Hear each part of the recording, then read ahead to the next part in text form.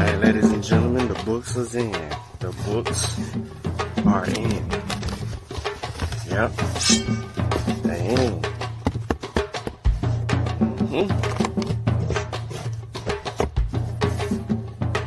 They're here.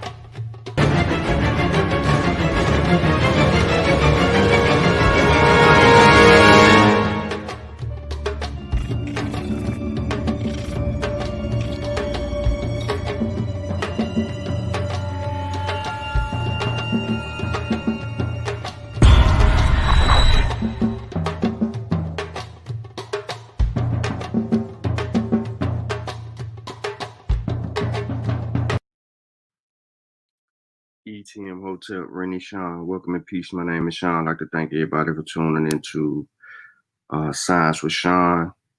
I need to edit this. It's like episode 16. I need to put that on there. But hopefully everybody wide awoke, had a good night rest. Ready to get into a build today. Peace, everybody. See, we got a couple of people in the building already. What up, Shaz? What up, Juju? On that beat. See what else we got going on here. Give me a second. I'm actually trying to, y'all already know, share the link a little bit so we can get it cracking. Yeah, man. But how y'all doing today, man? What's good? What's good with everybody? Y'all already know, man. Like the show, share the show. You know, tell a friend, tell a friend. Let's get this thing going, man. What's good? Somebody else live? If so, I ain't getting no notification. But yeah, so after yesterday's video, kind of received a bunch of messages on the last post, on the last video we did. Somebody said, look, let me show y'all real quick. Let me show y'all some of the comments from yesterday's video. You know, usually I don't really go back and well, I usually wait about a week, but I go back and then I actually deal with like the comments and stuff like that. But this morning I was like, hold on, let me see something. When I went to click on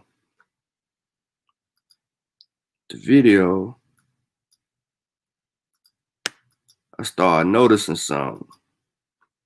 I was like, hold on, I don't even know none of these people, right? These ain't none of my people, right? I'm saying I got 2 thumbs down, so shout out to the second one. But yeah, look, check it. Go to comments. Somebody else and I already replied to my reply. I'm wondering if she'll take the second shot live. If she already did the first one, she'll do the second one.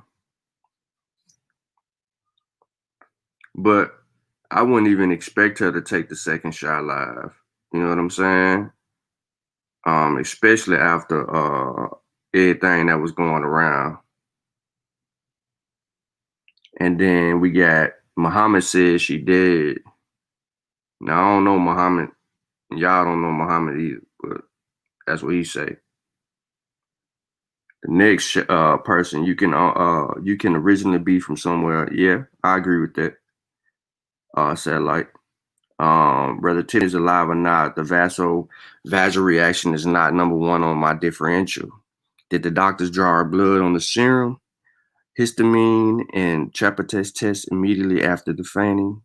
Within 30 minutes, my leading diagnosis for all her allergic reactions after the American COVID vaccine. Okay, so Van Britt is not from America. The chronology of events does not match vasovagal.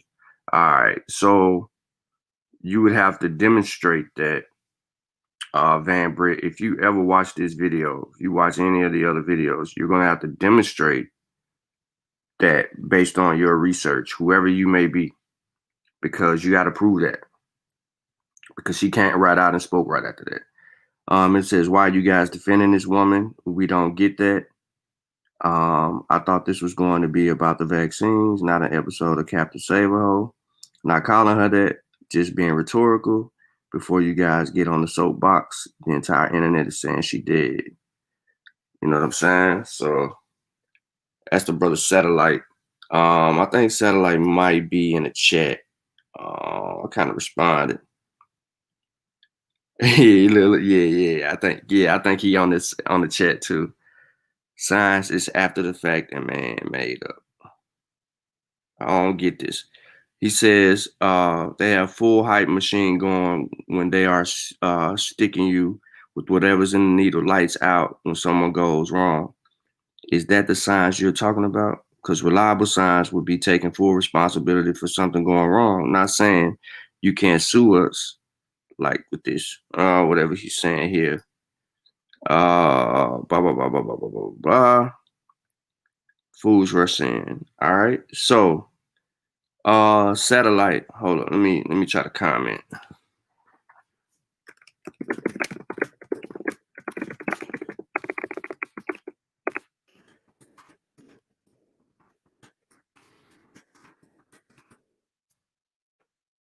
Let me get satellite since he up. I'm gonna give him some time, but it's an interesting day today for the Mossy. Again, y'all like the show, share the show, tell a friend, we live. Let's get it. Let's go in. Let me try to get a brother or sister satellite a moment or two to see if they can comment in the chat. You know what I'm saying? If y'all see satellite in the chat, let me know. And we'll try to address it as such so that we can kind of get that answer. Because I wanna make sure that satellite understands something about science. Science is always correcting itself. Science requires you to know and to do. All right. So if science requires you to know and to do and it's self-correcting, you know what I'm saying? It's self-correcting. So it takes full ownership and responsibility when you do science. So when he says, and I really wish he would he'll probably catch it in the video, but if I need to repeat it, I can. He says they have a full hype machine. I'm not worried about a full hype machine. Lights out when something goes wrong. Nothing went wrong when she received the vaccine. If you got past the first 30 minutes, we got into the vaccine and things of that nature. What's the prognosis 5 years from now with your health? How about 10 years from now? What's the science saying? The science is always saying something about things. People are not rushing in. We don't have to wait 10 years or 5 years from now to understand any type of adverse effects. Malcolm made a clear distinction of that, which is in the chat. He made a clear distinction of that, basically telling you that, you know, we know the long-term effects within 45 days after receiving the vaccine. I'm gonna say that one more time. We know the adverse effects, whether long or short, after 45 days. And then he says, science is about the fact and man made up. All right, science is an explanation. Well, the scientific, hold on, you want to deal with that. You want to deal with a scientific theory. A scientific theory is an explanation of facts. Science itself, which is self-correcting, you know, is about data. It's about demonstration. It's about understanding the data, and it's about demonstrating the data. Science requires you to continuously attempt to falsify results. You know, science gives you the method to be able to do that.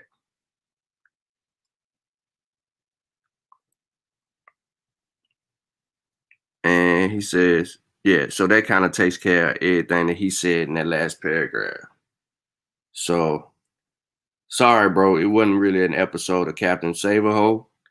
It was actually an episode of proper research methodology, right? how to do research, fact find, get the truth, and not push some type of an agenda. Satellite. That wasn't about Captain Save anything or anything like that. So what you saw, what you witnessed was basically something simple that people can do that they refuse to do.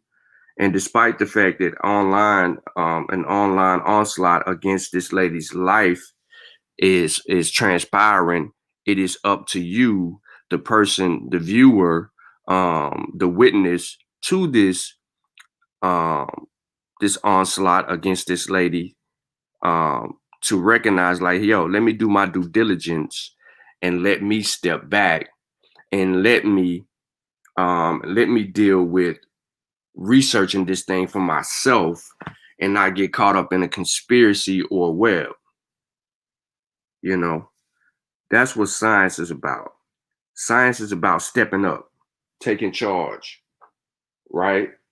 Doing things that other people are just not really going to do. Man, y'all already know, man. Come on in the building, bro. Like the show, share the show. Like the show, share the show. Let's get some love and some likes up in this joker. Let's get some love and some likes, yo. All right, so we got a good little build today that we're going to get into. And I appreciate everybody that's tuned in right now. Satellite, if you're in the building and you're tuned in and you're listening, or if you catch the replay, I answered your question. I answered your questions, so that, you know what I mean, you can kind of, you can not kind of, but you can understand the full scope of what transpired yesterday if you did not watch the entire video. All right, so let's get into the science and let's make it happen. Hold on, I got one more thing to do right here. I really need y'all to thumb up that video. But thumb it down. You ain't got to thumb it up. You can thumb it down. Just give us a reaction. That's all. Like the show, share the show. Or don't like the show and still share the show. Share the show and call me crazy, or, tag all the anti-vaxxers or whatever you want to do.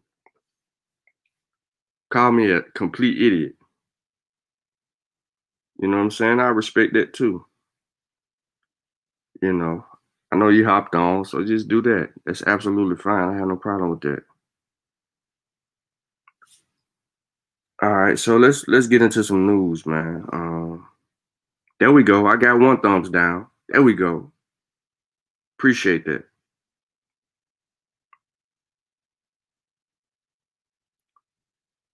Last thing right here. So we can get into what we need to get into.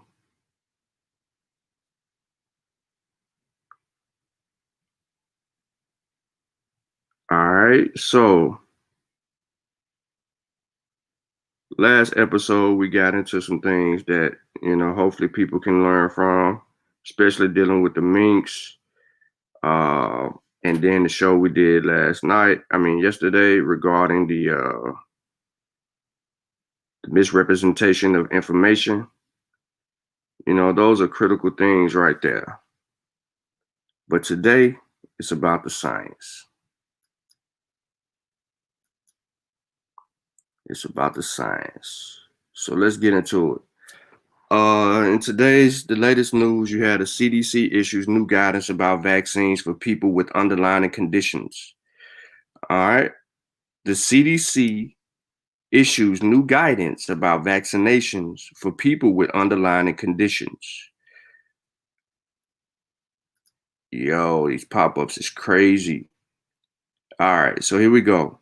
It says the Center for Disease Control and Prevention on Saturday issued new guidance stating that people with underlying health conditions can receive a coronavirus vaccine.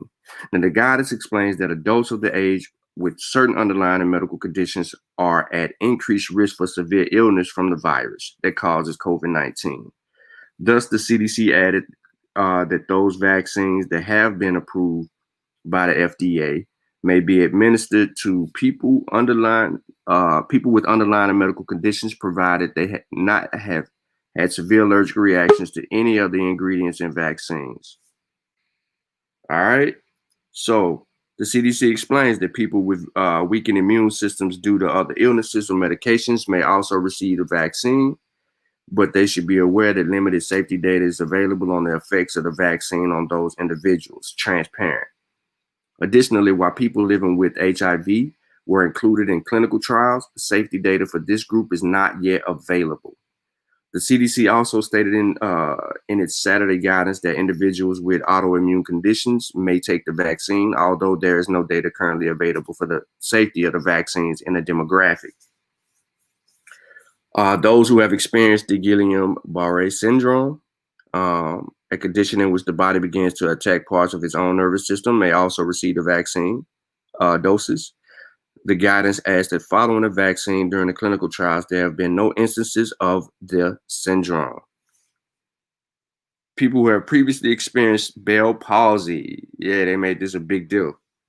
A condition that causes muscle weaknesses in one side of the face may also receive the vaccine. Some participants during clinical trials did develop Bell palsy following the vaccination, but it did not occur at a rate above the expected in the general population. Despite the start of distribution of the Pfizer, BioNTech, and Moderna vaccines, the CDC recommends that people get vaccinated should continue to follow current coronavirus health and safety protocols, such as wearing a mask, practicing social distances, and avoiding crowds. According to the CDC, nearly 2 million people have received their first dose of the coronavirus vaccine. Now we're at 2 million. We were at 1 and we're updated. Now we're at 2 million people have been vaccinated. With their first dose of the vaccine on Saturday. So if you got the Pfizer BioNTech vaccine, 21 days, you'll receive the booster shot. If you got Moderna, you got 28 days in a month, they'll see you again. All right. Final trial data on both vaccines showed them to have roughly 95% efficacy rate at preventing COVID-19, although Moderna's vaccine has an 86% efficacy rate for those over the age of 65. There's a distinguishing difference between the Moderna and the Pfizer vaccine regarding people over the age of 65. Healthcare workers have been prioritizing the initial distribution of the vaccine at the CDC Advisory Committee, and immunization practices voted last week to advise the CDC to include those 75 and older. And specific frontline essential workers, including emergency responders and teachers, in the next phase of coronavirus vaccine. Okay, so this article is from the Hill from yesterday. All right. Briefly, they are still studying the adverse effects of people with allergic reactions. So they will be continuing to watch that and collect data. However, people who have had allergic reactions to the vaccination have all been treated, hospitalized and treated, whether it been a day or 2 days. One person was in there maybe 3 days, and all have been released and are fine. There is no effects that is causing them to remain in a place or anything like that where they can't do anything or handle the rest of their business. They are fine, absolutely fine. Okay. Now we just need to continue to monitor the data. What I mean by this, now that we have 2 million people vaccinated, we have 2 million studies now. We can monitor the behaviors of those 2 million people. We can see, but now it's in the population. We can see them responding to the vaccine, whether positively or negatively. I know a lot of people are looking for a negative reaction, and one has not occurred yet. But, as the days go by, more people are being vaccinated on a day-to-day basis, and this is going to lead to some prominent information going forward. All right, so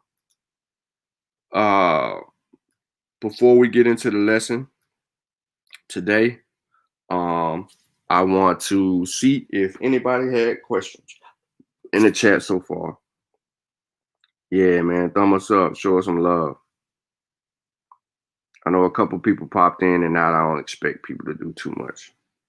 But thumb us up, show us some love. All right. So that article from the Hill is pretty uh self-evident. We should all be aware of what's actually going on right there. And yeah, man. Unfortunately, unemployment benefits lapsed last night too. So if you're unaware of that and you're just waking up to that, yeah, that actually happened. All right. So the latest news is that the CDC has upped the standards on people with, having people with underlying conditions and things of that nature to get the vaccine.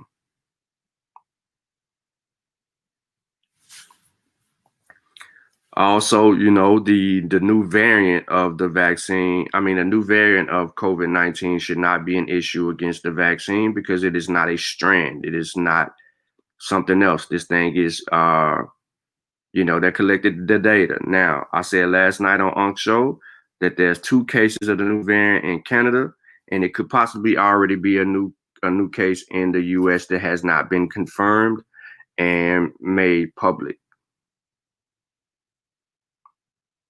So that's facts.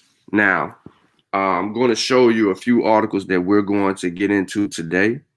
Of course, we were talking about minks the other day and how, they have contracted COVID from humans.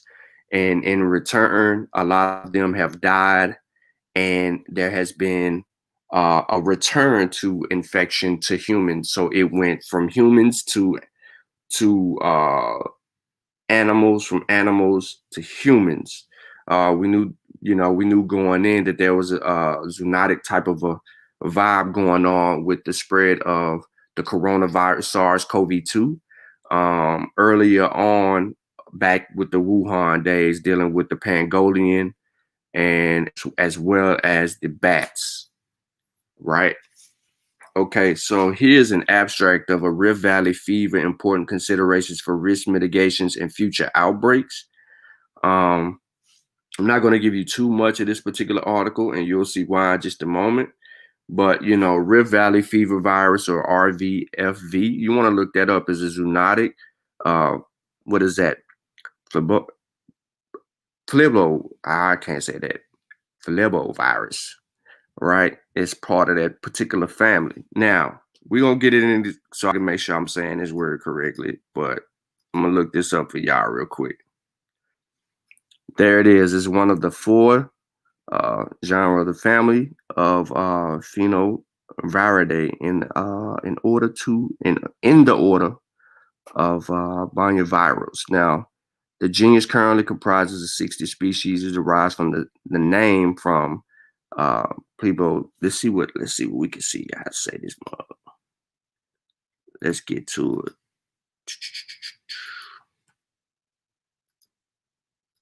Let's make sure we accurate.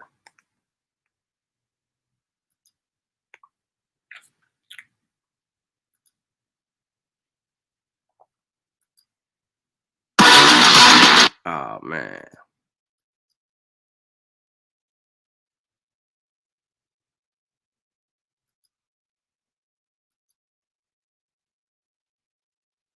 They gonna say it? Phlebovirus. Flevovirus. Phlebovirus. Boom. There you go. Sound like a F.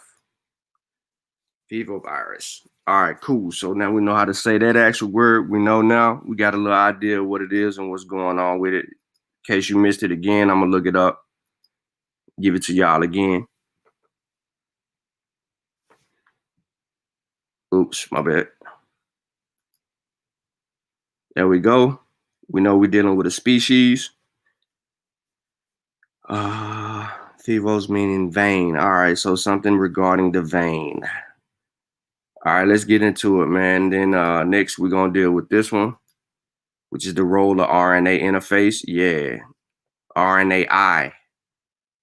Yep, we're getting into the RNAi. We're gonna learn a little bit about that. And The meat and potatoes is pretty much the risk of arbovirus emergency via bridge vectors. Case study of the salivactic mosquito. Yeah, so yeah, it's craziness going on. We're gonna deal with that as well. All right, before we actually begin, man, I'm gonna look in the chat again. Let me see what up, True. What up, Zane? What up, brother Mathis, Morpheus, Jazz, Trick DL, what's good? Ramon, uh, Malcolm, number one troll. You know what it is. Everybody that's viewing that hadn't commented yet, peace to you. Um, Zane says, how much adverse reactions could they expect from the mRNA vaccine if they've had over a decade of research and the recent trials? Well, they already, man, to be honest, man, they already kind of knew what kind of reaction that they were going to get. All these reactions to vaccines are similar, no matter what. You know, chills, fever, headache, muscle soreness, weakness, you know what I'm saying? Like, it's typical stuff. That's why they know they mild. What we're looking for, what we need to know about is the people with serious adverse effects. And there hasn't been any serious adverse effects outside of the allergic reaction group. The allergic reaction group is key because, you know, what caused the reaction for these people and how long did it last? And then it's only lasting a day or two. And then next thing you know, these people are cool and back on their way, ain't like nothing never happened. You know what I'm saying? And so some people are just receiving it, and you expect some people in the population to receive it. But here's the thing: out of 2 million people that have been vaccinated, we're talking about allergic reactions in only like 10 people, 10 out of 2 million so far. You see what I'm saying? Like 10 out of 2 million, yo. Like you'll take those odds every day, and then the 10 people that got it, that had those allergic reactions, they back to doing their thing. So it's really, really, really, really, really a big deal. Yeah, number one hater in the chat, yo. You know what I'm saying? So let's get into the lesson, man. Let's see what we can build. Before we do, though, I do have Brother T'Challa on the panel. I don't know if he got time to say anything or he just tuned in kicking it. But go ahead, T'Challa. Yeah, peace. You know, you up, you know, well, it's not early now. I've been up since like 7. But yeah, I was in my studies and then I seen you hit the live. I was cooking. Okay. And you know, we got to understand where we at every day with this thing. Like, we got to keep this in our face with the right information because there's too much of the other stuff out here. And we got to understand this thing day by day as new information comes about. So like the show, share the show, and yeah, let's get it. Yeah, Zion, you could say allergen case. Some people, but it's not everybody because, you know, it's some people who have allergies that haven't had an effect. You know what I'm saying? So it's like one-offs, and the one-offs ain't that serious. But this is what we're gonna learn, right? This is what we're gonna learn. This is the beauty about science, yo. So after Brother Malcolm in the chat received his Moderna vaccine, we're gonna know what's going on. He's going to be able to give us a firsthand account of his whole situation. Now, if his family is there, anybody is there to record it for him, or if you know what I'm saying, because they probably gonna record it. They might record it. It's M Town. You know what I'm saying? You know, the population is heavily black, and you know he may be on TV or not. If they let him be able to get somebody to record it for him or whatever, and he's able to document it himself, then we could play that back. Even if not, you know, and when he have an opportunity to actually speak to us or have time to speak to us, then you know what I'm saying, we'll have him on, let him run, you know, and build about the whole experience. So that's going to be a primary source for us regarding the vaccine because he's going to be the first person that we know to get the vaccine specifically. You know what I'm saying? that the community, when I say we, I'm talking about the community. Now, we also are going to be able to monitor him because he can keep us up on a day to day. You know, when he got time, he could be like, "Hey, yo, you got a minute, man? I want to talk about something." You know what I'm saying? And we give him the floor however he want to rock out. Just anytime he want to get on and build on what's going on, he could do that. But he's also going to be able to talk about administering the vaccination to other frontline workers, and you know what I'm saying, what their experiences was and what he got to see eyewitness. Now he can't elaborate on the names and situations and things of that nature because that's gonna violate some stuff. But you know, he can give us some scenarios like, yeah, we had this one sister X, Y, and Z. You know what I'm saying? She known for having allergies and things of that nature, but that ain't happening. You know, so things like that. And that's what we going. That's the beauty of everything we got going on, man. We ain't gotta listen to all them other personalities running around here trying to demonize the vaccine when we got people finna get the vaccine right now. When we got people that's gonna be administering the vaccine right now. Ain't got no reason to lie about nothing. No reason. Cause if he have a reaction, he gonna tell you he had a reaction.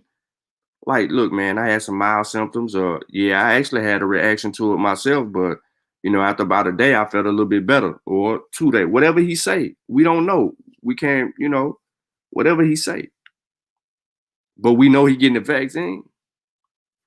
So again, man, like the show, share the show, man. I know I'm boring, y'all. I know y'all don't want to really kick it with the science, but it's actually important. So let's get into our bill, man. We dealing with Twivy. Yeah, I'm talking about we dealing with Twivy. Let me get him on the screen, man. I'm gonna stop it a little bit and then I'm gonna bring it back. And let's see what we can learn today, man. So again, all the source information is in the description. Shouldn't be any excuse or reason why we ain't got this data. And then we're gonna get into it how we need to get into it. You know what I'm saying? Shout out to 12 this week in virology. Let's get with the experts and see what they got going on. All right, so we already know they got a little Probe TV, this is TWIV, This Week in Virology, episode 699, recorded on November 14th, 2020. I'm Vincent Racaniello, and you're listening to the pod. My bad. Now, I'm actually playing this for a particular reason, right? I want y'all to understand some things that they're getting ready to talk about because we really never touched on it, and just give us an opportunity to actually touch on it. So, man, if you're one about taking notes or anything like that, you know, take some notes. You know, we just here to learn. At the end of the day, we here to learn. Podcast all about viruses. Today we have a very special episode for you. It is an episode taking place for the annual meeting of the American Society for Tropical Medicine and Hygiene. And of course, this year, like all other meetings, it's a virtual meeting. And what I have done is to grab 5 attendees in air quotes, right? Who are participating at the meeting, probably giving talks. And we're going to talk about their careers and their work. And of course, there is one thing in common, and that's virology, of course. This is This Week in Virology after all.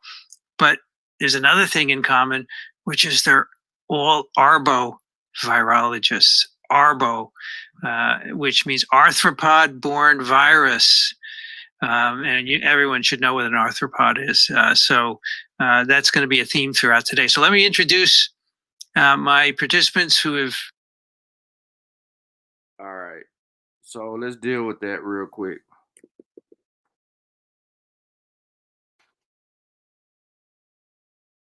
Because I know some people are not familiar with what an arthropod is in the chat. So let's just go ahead and let's get the wiki real quick. Well, we really ain't got to get the wiki. We can go somewhere else if we want to go somewhere else. So let's deal with Y'all already see, you know what I'm saying, our favorite subject. But we can go to Wiki. We can just get a basic understanding of what's going on, man. We just trying to learn, right? So here we go. First paragraph, arthropod. Y'all see it right here. Arthropod, right, is an invertebrate animal having an exoskeleton, a segment body, and pair of joint appendages. Arthropods from the phylum Uropoda, now, which includes insects, arachnids, myropods, and crustaceans. As you can see over here in this picture, this is what you're dealing with, right? So we can just stay right there. Now let's see what it got to do with viruses. Now he's gonna get through the little introduction. You know how they do. You talk about weather and all that. Boy, really close to Brazil. I finished my PhD in about 4.5 years with the Bob Tesh. It was perfect. That's the place to be. It was absolutely perfect for me. So you were not interested in science from a young age. You were an athlete. You said, what kind of sports did you? What kind of sports? So growing up in the Caribbean, you kind of do a bit of everything until you. They just had, and he had a dream of starting a center for arbovirus research, but viruses at all. But I learned, it turns out that indeed, and catch lizards and snakes and toads and things like that, bring them home, turn them loose in my dad's garden. So at the University of Utah, I was interviewed for a job as a lab assistant. And the head of the department who interviewed me said, "Are you afraid of snakes?" And I said, "Why, no, I'm quite good at catching snakes." And he said, "You're hired." And so I worked for 2 graduate students who were some of the most influential mentors I ever had. One was Joel Dalrymple, and the other was John Stanton. Unfortunately, both of them are gone now, but they just had so much fun doing research. I decided this is what I want to do for the rest of my life. And the snakes I caught were part of my bachelor's thesis, because our question was, how does Western equine encephalitis virus overwinter? And we had several possibilities. One was in bats, and I raised some baby bats too, but one was snakes. And so it turns out that indeed, alpha viruses at least can infect snakes. The snakes don't get any disease at all. But the question was, could they be part of the cycle? So I have some great photographs in my bachelor's thesis of snakes on the head, a snake, and on its head are 2 mosquitoes, Culex tarsalis mosquitoes, drawing blood. Wow. So that was so much fun. Then I went to the University of California at Berkeley to do my PhD. That was not about arboviruses at all, but I learned molecular virology. So I met an Irishman in California and went to Ireland to marry him, lived in Ireland for 7 years, was on the faculty at Trinity College, Dublin, and loved both teaching and research, but still wasn't back to arboviruses. But I don't know whether any of you are familiar with the weather in Ireland. It doesn't get cold. It's just kind of cloudy all the time with lots of rain. So I decided we're going to move back to the US. Besides, I wasn't satisfied with the education my children were getting in Ireland. So started looking for jobs in the US And my husband is a microbiologist also, so we were looking for 2 jobs in the same place. And the one at Colorado State came up, and I jumped at the chance because it's just over the mountains from the University of Utah, and similar climate, which I really like despite the wind. And so when I came to Colorado State, I inherited an NIH grant on Japanese encephalitis virus. So I started doing molecular virology with Japanese. Hold on, y'all. I'm trying to get rid of her. She talk up a storm. And so I've been studying RNA interference in mosquitoes ever since. And we just had Tony Schounts on TWIV not too long ago, your colleague there, right? That was a lot of fun. Yeah, and he's interested in, of course, viruses in bats, which, and he and I talk about this all the time because he keeps finding out, oh, bats get infected with a virus just like mumps virus. Oh, really? So he's a great guy. I was in Singapore in December at a Nipah virus meeting. And there I learned that, you know, when the outbreak first happened, they thought it was an arbovirus. And they brought samples to Colorado, the CDC. The arbovirus part, as you said, was in Colorado. And then they quickly realized it was fusing cells. It wasn't an arbovirus. It was paramyxovirus. So then it went to Atlanta. Great story. Yeah. Desiree, what's your story? Where are you from? This is fun.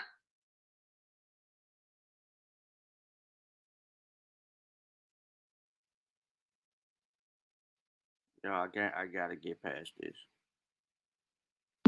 The Marie Curie Fellowship. I was born in Brazil in a small city to a place that all day long. Talking with all of you. Another component of arbovirology is field work. And some of you have talked about field work. I published with Desiree recently. Louis already came here in my lab. So I think that was successful. I've been to Brazil twice to do TWIV, you know. Yeah, one of these times I was the president of society. We were being in the Brazilian Society of Virology meetings. One of these, the second one, I was the president of the society at that time. Yeah, I have to say, and I said this while I was there, I found the Brazilians to be the nicest people I ever met. They were so friendly to one, you know, to everyone. They were really, from the students to the professors, wonderful, really wonderful. I enjoyed it. You know, one thing that is becoming clear to me talking with all of you, another component of arbovirology is field work. And some of you have talked about field work. And when I went to Galveston, you know, we did a podcast with Bob Tesh and Tom Kizek and Jim LeDuc, and all of them said field work is so important, yet it's really hard to do and it's hard to get funded. And actually, Scott Weaver and others, we did another, but they said the same thing. You know, we all need to do field work, but it's hard and not everyone wants to go away for months. So it's really impressive that you can do that as well. Listen, that's the good thing about where I am. I don't need to go to do the field work. My field work is right here in my city. It's right. So Scott come here, people from UTMB that you interviewed, they come here to my place to do field work. Yeah, for sure. All right, so let's chat a bit about each of your science. So I went through and looked at what you've done, and obviously I have my own interests, and I picked just things that I felt that would be a broad interest. So let's start with Jonathan. I would like to speak with you about something that we actually have talked about on TWIV, and which I put in the new edition of our Principles of Virology textbook, these insect-specific viruses. So why don't you tell us a bit about those and why they're useful? That's a very broad question, Vincent. I'll try to do my best on this one. I know Louis also works on insect-specific viruses, so he can also weigh in on this as well, on also Carol. So insect-specific viruses, they have been discovered for quite some time, but with the advent of next-generation sequencing, And some of the high throughput studies that came out of those, we started discovering them at a rate that was just phenomenal. I remember, this is a funny story I was telling my students. I remember in one mosquito pool, we actually found some like 60 new insect-specific viruses in one pool of mosquitoes. And then I remember another study where I was speaking with some Laura Kramer's group, and they found more viruses in their study than they could find names for. So I think they call it quits for some of them. But they've been around for a while. One of the first ones, and one of the groups that have been most studied are the insect-specific flaviviruses. Among all the arthropod-borne viruses, you can discover insect-specific viruses for pretty much all the groups: flaviviruses, alphaviruses, autobunioviruses, and bunioviruses in general. But in the 1990s and onward, that's when the research really ramped up on the discovery of insect-specific viruses. And in the late 2000s, we started developing applications for insect-specific viruses. So these viruses are unique, slightly different from regular arthropod-borne viruses because they are unable to replicate in a vertebrate host. So even if they were to infect a cell, they're replication incompetent. And we decided to take advantage of that phenotype. And what a lot of groups have been doing now, there's groups in Australia, a lot of groups in the US, we're actually developing chimeras with insect-specific viruses where we substitute structural proteins from some viruses, like some pathogenic viruses, let's say, for example, West Nile virus, and you put that on an insect-specific flavivirus backbone. You substitute all those proteins, you have viruses that look identical to West Nile, but still can't replicate in a vertebrate host because it's still host restricted. The rest of the genome is still host restricted in vertebrate cells. And that sort of led to a lot of several avenues of research. For one, these viruses can be able to be at biosafety level 1 or 2, because again, it's very safe. So you can knock down a BSL-4 flavivirus pathogen to likely BSL-1 or BSL-2, which is very good for like diagnostics if you needed to actually use a virus that resembled like a virus-like particle. So that was pretty interesting. So there was a large shift into diagnostic research by using those chimeric viruses. Then at the same time, there was a lot of work that went into vaccine development, which is what Scott Weaver's group has been doing, and Roy Hall's group in Australia, and my group as well here at Virginia Tech, where we've been using these chimeras as pretty much vaccine candidates for both alpha viruses and flaviviruses. I haven't seen anything come out yet with the segmented genome or the bunioviruses with respect to vaccines. And that has proven exceptionally safe and exceptionally immunogenic and effective vaccine candidates thus far. The other avenue of research that has been really, really interesting, and I think even Mike Carroll might be aware of some of this, is that these insect-specific viruses can sometimes prevent mosquitoes from becoming infected during a superinfection with a pathogenic virus of the same group. So for example, insect-specific flaviviruses can sometimes very strongly restrict superinfection with the pathogenic flaviviruses. And we've seen that for the insect-specific alpha viruses and insect-specific flaviviruses. It is somewhat species-specific in that some insect-specific viruses may not completely restrict it in vitro or in vivo, but for the most part, we do see some sort of exclusionary effect. So there's a lot of research that like delineated into these 3 main categories. And then the last category that we've been using these viruses for is trying to understand interactions between the mosquito vectors and these insect-specific viruses. So they're a little different than the classical arboviruses, so they behave slightly differently. They persist for longer. There's high vertical transmission rates in mosquitoes. It's probably primarily driven through vertical transmission, in contrast to the arboviruses, which need that cycling through a vertebrate host. And it's highly prevalent in nature. So that's also, I mean, you can go in your backyard, set some mosquito traps, and odds are you will find an insect-specific virus. We've done that. We do that for student projects all the time. And somebody wants to discover a new virus, you just say, okay, let's go look for some insect viruses. But yeah, so that's some of the research that's been picking up lately with insect-specific viral pathogens. So it's interesting, the people who study bats say they have more viruses than anyone else, anything else on the planet, but maybe actually insects do, or arthropods, right? Because it sounds like you can. It's hardly been discovered, right? Yeah, that's a great point. Yeah, bats are always the infamous, the infamous host. Yeah, I would say arthropods will probably give them a run for their money with their viral microbiome. So, do you know? You mentioned that there's a block to the reproduction of these viruses in vertebrate cells. Do we know what the block is? At what level? Yeah, so they've some of the best studies have been done with both the alphavirus and the flavivirus.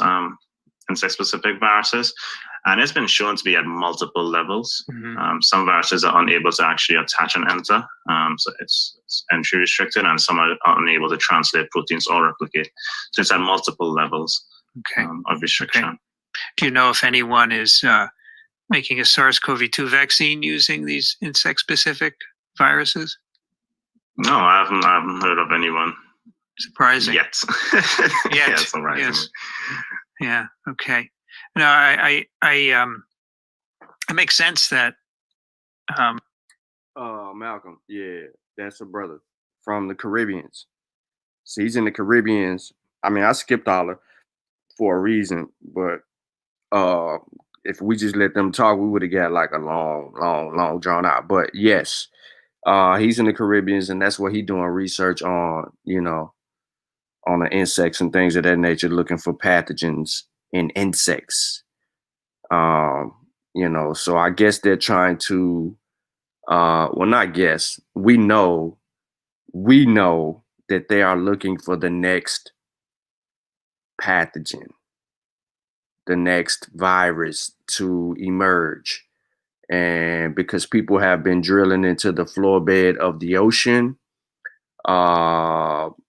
ice is melting in the Antarctic in certain areas, and it has the potential to release certain pathogens that has not been exposed, or viruses that have not been exposed to mankind. They've been trapped away for thousands, hundreds or thousands of years, and that's the scenario. So here we go. Insects would have more viruses. They've been around longer than mammals, right? On the planet. So that makes a lot of sense. Carol, you mentioned that this is funny when you say mosquitoes don't get sick from these viruses, but maybe if you could ask them, they might not feel so well. They don't get a fever, and they're still able to fly, and they're still able to bite. Yeah. You can actually measure the temperature of a mosquito. No, the mosquito has the same temperature as the ambient environment. Okay. So okay. So you mentioned that the reason you think that there's no pathology in mosquitoes is because of RNA. Hold on 1 second, y'all. Let me do this real quick. This is regarding the brother that was just talking from the Caribbeans.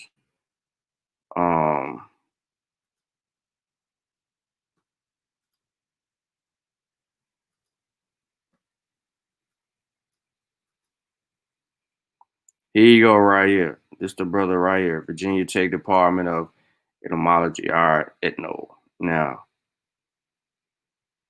his education, here and here. Work experience, here you go. That's the reason why he's on the show. He put in work. He put in work. Research, areas of expertise, Look at that. Arboviral epidemiology, mosquito surveillance, serosurveillance, molecular biology, molecular genetic. Ah, man. So this panel of people that he got qualified, but this brother right here is serious. We want to highlight that. You know what I'm saying? We want to highlight that. You ain't gloss over it. We got to highlight it. Shout out to Brother Mile. publications. He has articles in peer-reviewed journals. All right. We can look them up. We can see his work. So he publishing his work. You got to look. It's a list. It's a list. It's a list. You know what I'm saying? They highlight all this stuff, yo. Look. I know I'm going fast, but I mean, come on, yo. The dude know what he's talking about pretty much. So let's move on. RNA interference. Could you tell us a bit about that and how that would work? Well, the same. Carol, you mentioned that this is funny when you say mosquitoes don't get sick from these viruses, but maybe if you could ask them, they might not feel so well. They don't get a fever, and they're still able to fly, and they're still able to bite. Yeah. You could actually measure the temperature of a mosquito. No, the mosquito has the same temperature as the ambient environment. Okay. So okay. So you mentioned that the reason you think that there's no pathology in mosquitoes is because of RNA interference. Could you tell us a bit about that and how that would work? Well, RNA interference involves some proteins that exist not only in mosquitoes, but in almost all arthropods. And it turns out that like Rodnius, which those of you who are in Brazil or have studied in Brazil would know about, but they also have these enzymes or proteins. So starts out with an enzyme called dicer, which recognizes the double-stranded RNA that is an intermediate in RNA virus replication. And it binds to this double-stranded RNA, chops it up into 21 nucleotide duplexes. These then are bound by dicer and another protein called R2D2. And a lot of the names are borrowed from Drosophila. Their genes all have funny names. And then they pull these little pieces of duplex RNA to a big multi-protein complex called an RNA induced RIS sequencing, silencing complex, RNA-induced silencing complex. And one of the proteins in there is Argonaute-2, and Argonaute-2 is an endonuclease. And so it takes one strand of the duplex, binds it to the RNA that's complementary, which would be, in most cases, a messenger RNA for the replicating virus, and it cleaves it right in the middle of where that little RNA bound. And so it destroys the messenger RNA, the genome RNA of those viruses as they replicate. And so it just, it doesn't completely eliminate the virus unless you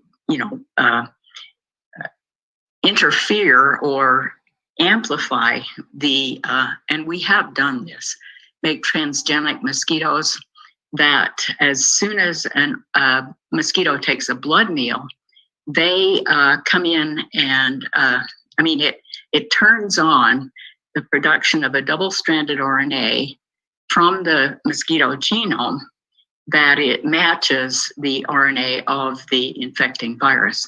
So it's very much sequence specific, but it turns on dicer immediately, and that makes the mosquito completely resistant to infection.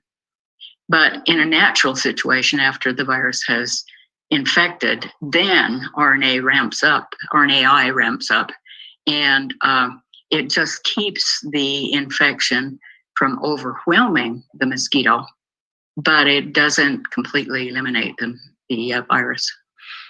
So the mosquito keeps the viral levels down enough so that it doesn't get sick, yet the virus can reproduce and move on to another host, right? So everybody's happy. Yes. Yep. Everybody's happy except the next host who gets bit by the infected mosquito. It's interesting because, humans should have learned from these RNA-based immune systems, because we have this complicated protein-based system, and that in itself makes us sick, right? That's right. Yes. If we didn't have interferon, but had kept the RNAi, which was in our genome and still is in our genome, but the interferon system takes over. And as with SARS-CoV-2, that has been blamed for some of the pathogenic effects of the virus infection. Yeah, someone had an idea to make a better. Can you pause real quick? Evolution. What's up? I think that point really need to be highlighted.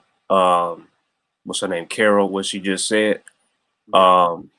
Your very makeup makes you susceptible to, certain pathogens and things like that just by your molecular makeup. And your DNA and what's in your cells, like what type of organism you are. And I think that speaking to those that, really speak out against science as a whole, but yet they actually benefit from science, right? If you live in today, you benefit from it regardless. We know that, especially being in America. Like maybe the countries where they don't have access to some of the tools, but for the most part, living in America, you're benefiting from modern medicine. And to understand what she just said, like just because of you existing and how you exist is a problem. And so we're not as strong as we think we are. But yeah, I just kind of like that type of information. Like I get down with studying nature and biology myself. So, when I hear professionals talk about those things, those are the kind of things that stand out to me in the research, because when you're looking at various kinds of animals, and specifically microbiology, I dated someone who was a microbiologist. It's a whole nother conversation, and it helps to better understand what you are walking around this earth. You know what I'm saying? In terms of something that's smaller living inside you, what does that mean? What type of complications you're going to have and stuff like that. Like that's real important to understand that because you're a human being and the way what we're comprised of, we're going to automatically be susceptible to certain amount of pathogens regardless. I don't care if you want to go to natural herb elderberry method or if you want to get a vaccine, you're still susceptible to new pathogens and things of that nature. Completely eliminate the virus unless that's complementary, which would be in most cases a messenger RNA for the replicating virus, and it cleaves it right in the middle of where that little RNA bound. And so it destroys the messenger RNA, the genome RNA of those viruses as they replicate. And so it just, it doesn't completely eliminate the virus unless you interfere or amplify the, and we have done this, make transgenic mosquitoes that as soon as a mosquito takes a blood meal, they come in and, it turns on the production of a double-stranded RNA from the mosquito genome that it matches the RNA of the infecting virus.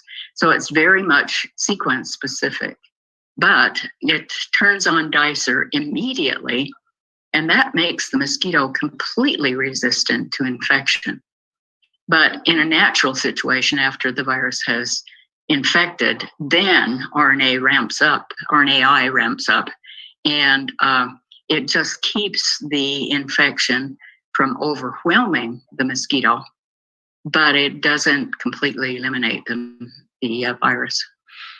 So the mosquito keeps the viral levels down enough so that it doesn't get sick, yet the virus can reproduce and move on to another host, right? So everybody's happy. Yes.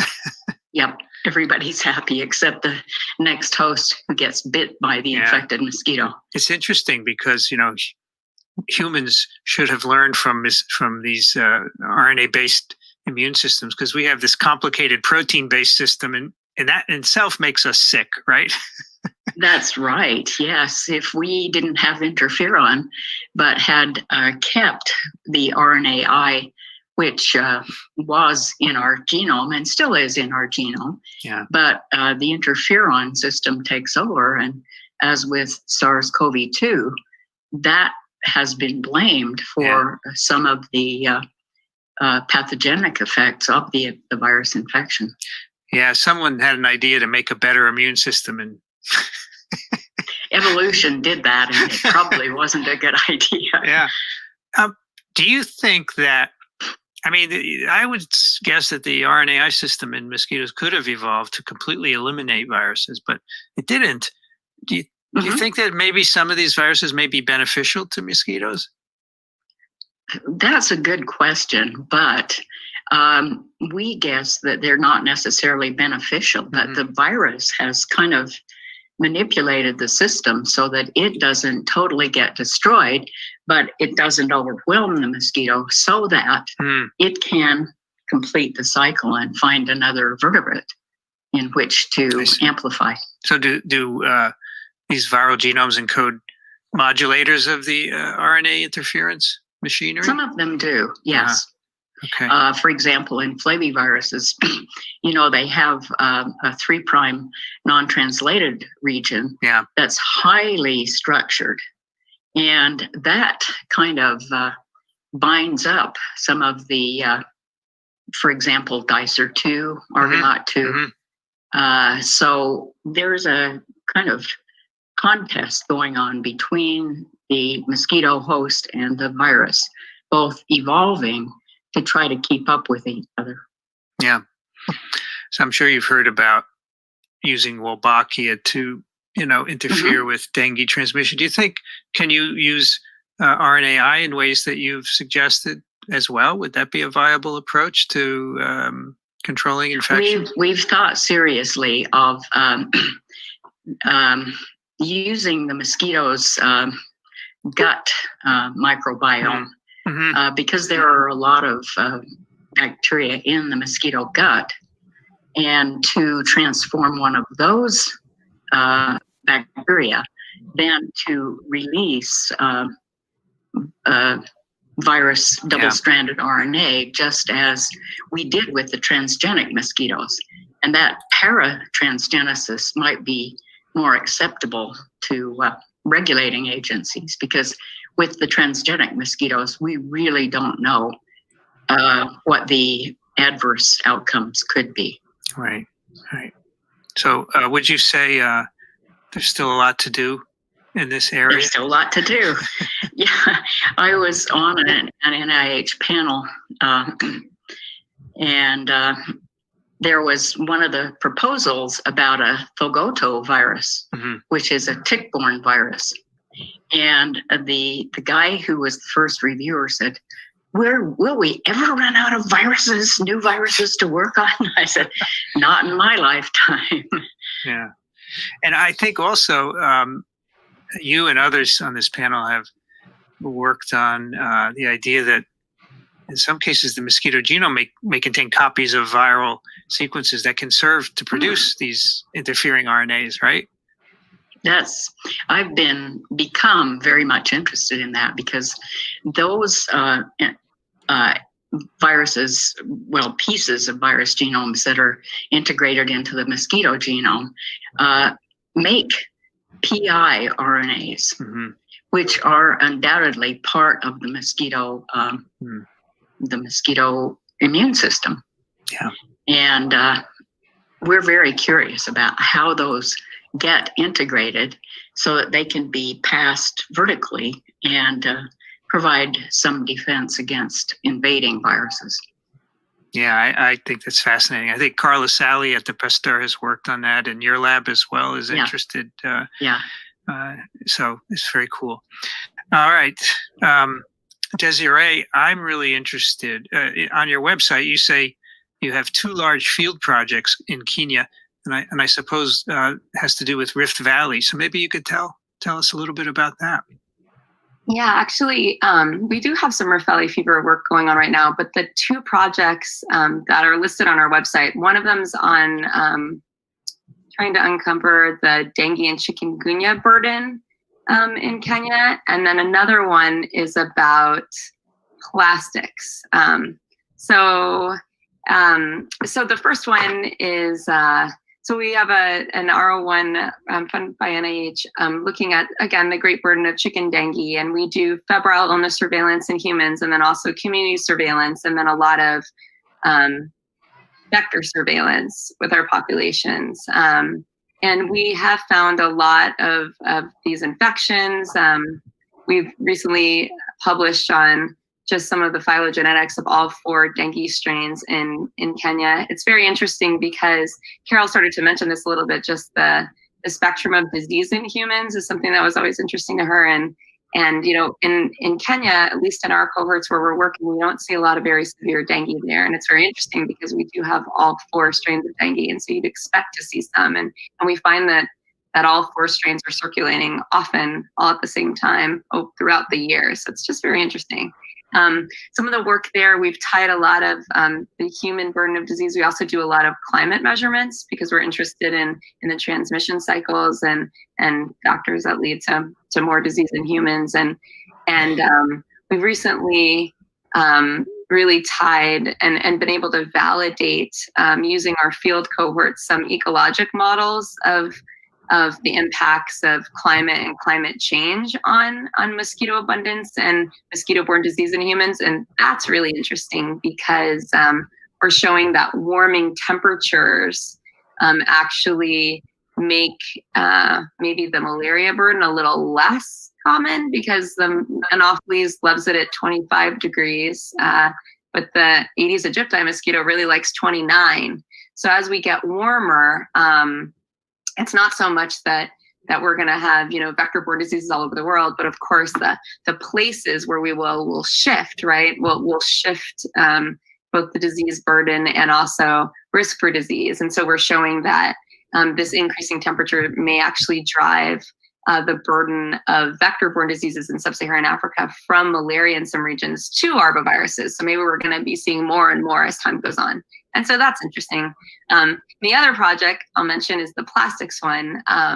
We had a very large school-based project in Kenya where we're doing some vector surveillance and a lot of community empowerment and education. And we realized that the places that were breeding a lot of mosquitoes were these just kind of uncollected areas of plastic trash out in the communities. And so we pitted the schools against each other, had these, you know, this almost like a trash pickup, and collected over a ton of plastic waste that we ended up having to bury because there's no recycling and it's terrible to burn it. And we repurposed a lot of this, planted a lot of trees, but we thought, what are we going to do with all of this plastic waste? And now we have a project where we've actually started a social entrepreneur program where we are kind of working with people along the informal sort of plastic recycling and reuse trade in Kenya to try to kind of grease the wheels of the plastic pipeline to get less plastic in the communities where it's breeding these vectors, which we've shown, and into sort of new products or just out of people's way, right? So that they can't breed all of these mosquitoes. And so those are the 2 projects we have going on in Kenya right now. It's interesting. And well, I guess there is a Rift Valley fever one, but yeah, I don't need to talk anymore. No, I think it's interesting. What I think people don't really get from this is why are they in Africa and why are they studying like malaria, or why are they in Africa and why are they studying mosquitoes, or why are they just in Africa altogether? You know, throughout history, if you know anything about history, you get the earliest Homo sapiens sapiens, or the earliest 5 stages of hominids existed on the continent, which would also means there's a large substantial evidence that a lot of the oldest bacteria on Earth could be connected to the continent. I'm not saying that it is. That may be known to mankind.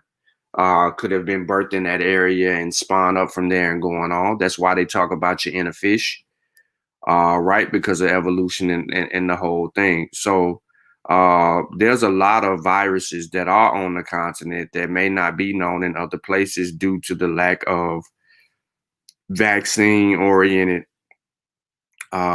instances, or well, I'm saying that incorrectly, but just where you know, people haven't, you know, dense areas where vaccines really aren't prevalent, right?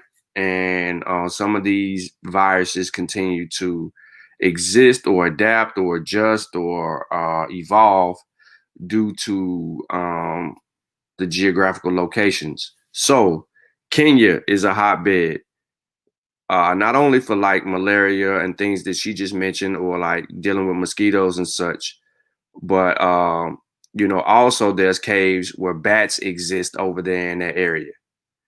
Remember, we're talking about with arboviruses, right? So we're dealing with these invertebrate things that's going to help us, or you know, understand how to prepare for the next virus. That's why you have, you know, what I want to say, Bill Gates. Yeah, that's a nice name to throw in there for the conspiracy theories. But Bill Gates investing in research in Africa, not necessarily to deal with people, but to understand when the next virus will emerge. Will it emerge here? Will it emerge from the Middle East? Will it emerge again from East, you know, from East Asia, right? So we need to be up on this type of stuff. And I'm glad that we actually have a brother on the panel on this episode so that he could, you know, so we could learn a little bit more from him, because we do have people that have like a certain bias. If certain people are saying certain things, they tend to dismiss it. But this brother on the panel, you know, is in the Caribbean and he's heavily credentialed. He studied in the States. He has a long laundry list of, you know, journals written in, you know, well, articles written in journals. And he continues to, you know, be transparent in his research. So that's good for us to actually learn from. But I appreciate them kind words, Shawn. What you talking about? I said I appreciate them kind words from you, man. Oh, okay, yeah. Good, it was good to tell. But also Carol, the oldest, we know the oldest woman on this particular panel who's been dropping jewels this whole entire time. But you know what I'm saying? This virus understanding, or this vaccine understanding, you know, is always gonna come back to, you know, biology. So, you know, that's a course that none of us probably really ever paid attention to, only just to mirror and get out of the classroom with like a B or a C in. But now we're seeing that, you know, maybe had we taken this a little bit more seriously in school or whatnot, that it probably could have helped us out right now. You know, because there's a lot of ignorance going on. Now, me, Shawn, as soon as you say the word mitochondria, you got my attention for various reasons. And that's just coming from the fitness aspect. Like, it also reveals how much of us really are not into health and fitness. Because if you're really into health and fitness, this is really not even a conversation to be trying to fight against. Like, and I'm not talking about, oh, you working out every day, or maybe you can't work out every day. Maybe you've had surgeries, maybe you have conditions. I'm talking about being health conscious. Understanding, maybe, like, I know we tease you about your particular diet, brother, but truth be told, we need to take a page out of your book in terms of cutting back on certain consumption of certain foods. You know what I'm saying? As a whole. So we have to understand things from that kind of perspective. Like, if you work in any professional industry that deals with public health on any level, you understand how serious this is. And that it's not even an issue of, you know, like, you got to pay attention to biology because you got to understand what you're dealing with. Mm-hmm. Yeah. So let's see how far, let's try to get through. I know you're going to introduce us to the other two dudes after she go, but there's some important stuff coming up, yo. Like really think about it. How many people like really knew what arboviruses were when they woke up this morning or just any time? Like seriously. That anthropogenic waste, it contributes to this problem. Someone told me that in Brazil, and you can tell me if this is true or not, that the caps for soda bottles fill with water. People throw them on the ground, they fill with water, and those can be breeding sites. Mm-hmm. So, yeah, supposedly it is Egypt. I only need a tablespoon of water, so it's not that much water that you actually need. Yeah. But conditions need to be just right. So plastic waste definitely contributes. So you said in Kenya there is not a lot of serious dengue. Is that correct? Yeah, so at least in our cohorts, we haven't found a lot of really severe dengue. Most of the dengue is outpatient and patients do really well. We found a lot of children, and now our cohort studies include adults as well, who definitely have dengue viremia. But they tend to fare quite well. And so it's interesting. It's really something that would be nice to figure out over time. What are the determinants of protection there? There are a lot of potentials. Because obviously in other populations, there is serious dengue. You think it's a genetic basis in the population, maybe? That's the theory. There are these, paradigms that there's some genetic resistance to severe disease. It's possible, since what we were just discussing, the fact that much human disease is actually immune-based and immune pathology. And so it could be that differences in the genetics and the way that that different people handle these infections and how revved up your immune system gets could actually prevent the disease that we call severe dengue, which probably has a big, huge basis in immunity, truly. But there could be there's other theories too. There's theories about the vectors, the viruses. Haven't the Cubans done some research on human genetic resistance to dengue? Yeah, I think, and then there was the other studies in the past with Halstead and the differences in genetics tying to DZ. There is a really nice paper from Maria Guzman that Carl was sharing. Yes. During the dengue outbreaks. Hold on, because I know they're speaking over some heads. So let's just deal with dengue. This is how I spell D-E-N-G-U-E. All right, let's deal with this.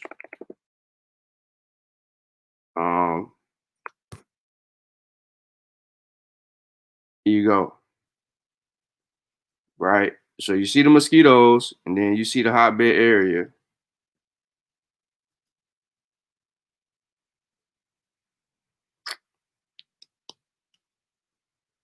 I mean, I really didn't mean to pull the article up, yo. I was trying to pull the picture up. All right, there you go. So she's a hotbed for certain stuff like that. And, Carol's doing her research in Kenya, but the dengue fever could be eradicated by bacteria. So this is why her research is important. This is why the research of what other people on the panel are doing, because, they start talking about, she building on the mosquitoes right now. She's building on Rift Valley fevers. That's her topic is all about Rift Valley fever. So here's what it is right here. Is a mosquito-borne tropical disease caused by the dengue virus. Symptoms typically begin 3 to 14 days after infection.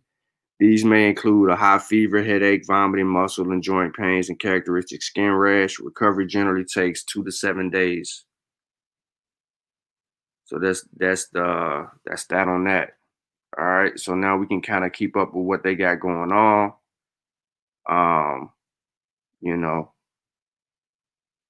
We'll get a general understanding of that. The CDC has something on dengue viruses as well. But we learning. Arboviruses. In Cuba, because Cuba has a very diverse population, and it's not really mixed. So they found from HLA markers and really, really nice work done. I guess 25 years ago, maybe. Yes. Yeah. Exactly. Yeah. So Desiree, do you typically travel for your field work to Kenya yourself and maybe some people in your lab? How does that work? So the way it works is that I have incredible partners in Kenya on the ground to do all of the work, and I just get to work with them. So the in-country teams that I have in Kenya and Grenada, and then also in Brazil are phenomenal. And so the work's going on, and I'm just there helping out and listening. And I come pop in truly, and we brainstorm together, and we change things, and we talk about science, and really it's because there's just an incredible teams of scientists and field workers and physicians that are on the ground. So was that there before you, or did you help, establish it there? Yeah. So we've built the teams together. Yeah. So I'm a bit of a team builder. That's true. But some of it was inherited, right? Like the space and some of the contacts I inherited from my mentor who'd been working in Kenya for about 30 years. And now some of those people have moved on, and, new generations are coming up. And so it's sort of luckily different models that are much more integrated now. Yeah. And I think the team structure really, really does pay off. Because I don't get to live in my field sites like Mauricio. So. When is the last time you were there? I last went in July. I brought my whole family with me. We were in the July of 2019. Okay. We were starting off an R01, and I brought the team of about 20 people from the west side of Kenya to the coast, where there's a team of another 25 people or so, and I had a huge sort of kickoff team meeting and training. And so we were all together on the coast of Kenya in July of 2019. And I'm hoping I can get exemption from Stanford to travel in February. So fingers crossed that I'll make it there soon. So at the moment you can't go there. Yeah, right now we're restricted up until January 4th, but I just have a feeling that on January 4th, they're going to extend the restriction. Yeah. So I'm trying to get in my exemption paperwork so I can go. It's been a really long time. How has Kenya dealt with the pandemic? Do you know? Yeah, it's been really interesting. We our work came to a halt, and we were stopped for about 4 months or so. And we put in a lot of procedures in place to protect our teams and to protect community and make sure that we weren't contributing to any sort of transmission.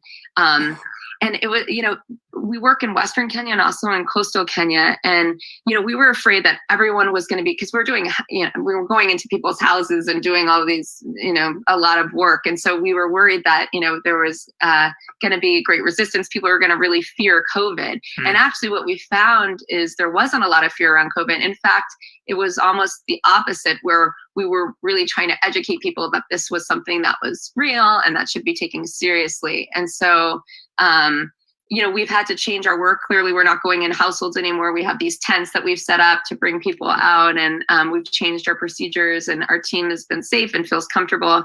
But I think on the whole, Kenya did do a lot of shutdowns early on and kept numbers fairly low. There was also a lot of government intervention. There was a lot of government forced quarantine for people who were deemed positive. They tried to get testing up pretty quickly. I think now they're starting to see a second wave, just like most places in most countries in the world. Yeah. But, I'm looking at the Johns Hopkins site. So they've had a total of 69,000 cases in Kenya and 1,200 deaths. Mm-hmm. So it's pretty much nobody's spared, right? No one's spared. No one is spared. Louis, your lab published a school paper on bridge vectors recently, this year, in fact. And I wondered if we could chat about what is a bridge vector and what does it mean and so forth. Yeah, sure.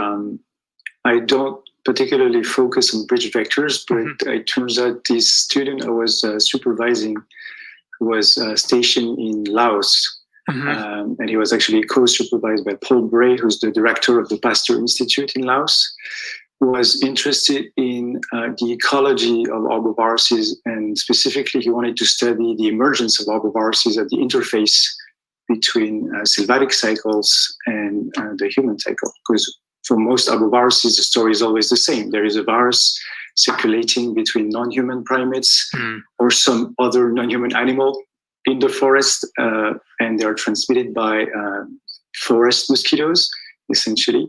And at some point in time, they will jump into the human population through a mechanism that involves these so-called bridge vectors, which make the bridge between the two cycles. It's true for yellow fever, it's true for dengue, it's true for Zika. All of these viruses emerge at the interface between the forest and the human world. And so the features of a bridge vector is that it's a mosquito or an arthropod that can bite a non-human animal, but also occasionally will bite a human. So those are particularly dangerous because their a very flexible host preference make them amenable to bite different hosts and connect them and transfer pathogens from one another. And y'all heard what he just said, right? That's key. Look, where we at? Bite a non-human animal, but also occasionally will bite a human. It's true for Zika. All of these viruses emerge at the interface between the forest and the human world. And so the features of a bridge vector is that it's a mosquito or an arthropod that can bite a non-human animal, but also occasionally will bite a human. So those are particularly dangerous because their a very flexible host preference make them amenable to bite different hosts and connect them and transfer pathogens from one another. And so a good example of bridge vector is the tiger mosquito, the Asian tiger mosquito Aedes albopictus, which is an invasive mosquito that originates from Southeast Asia but invaded the rest of the world in the last few decades. This mosquito is particularly dangerous because it is so flexible in terms of its diet. It will bite pretty much anything. And we think it could have been responsible for the emergence, or at least contributed to the emergence of some arboviruses. So the bridge vectors are very difficult to identify because they're not particularly human preferring, unlike the domestic vectors that we usually focus on because they're the main vectors when the human transmission cycle has been triggered. Those are often hidden in the forest, and like Aedes albopictus, most of them are unknown. So it takes a lot of effort to go into sites where we think there could be some sylvatic cycles going on, and that's what that student in Laos was doing. He was trying to identify mosquitoes that would live there out in the forest, biting whatever animal that was there, but also occasionally would bite a human because it was a place where there was a lot of poaching and trafficking, all kinds of trafficking at the border of Laos and Vietnam. And so because it was a very natural environment, but with some human incursions, we thought it was a good spot to identify those bridge vectors. And so the key was to essentially go there. It was like a day drive, and then a few hours of boat up a river, camping there in the forest and catching mosquitoes that would be attracted to the baits, which were the people of the team.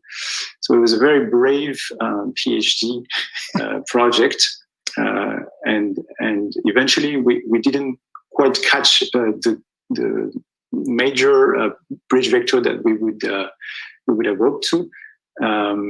We did catch a lot of Aedes albopictus, but that's a known bridge vector. We also identified another one called Aedes malayensis, which turned out to be a vector that was recently identified in Singapore because it breeds in forest parks of Singapore.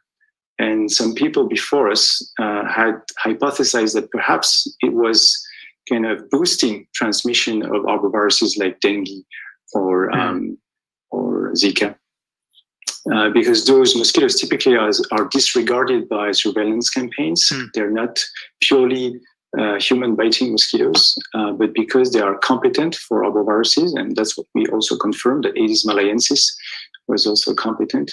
It may be a cryptic vector in those urban parks of Singapore, and perhaps also at the human-animal interface in remote forests of Laos. So one of the things you do is bring these mosquitoes back to the lab and infect them and see how well they support reproduction, right? Yeah, that's a general pattern in my research. What we do in my lab is typically the same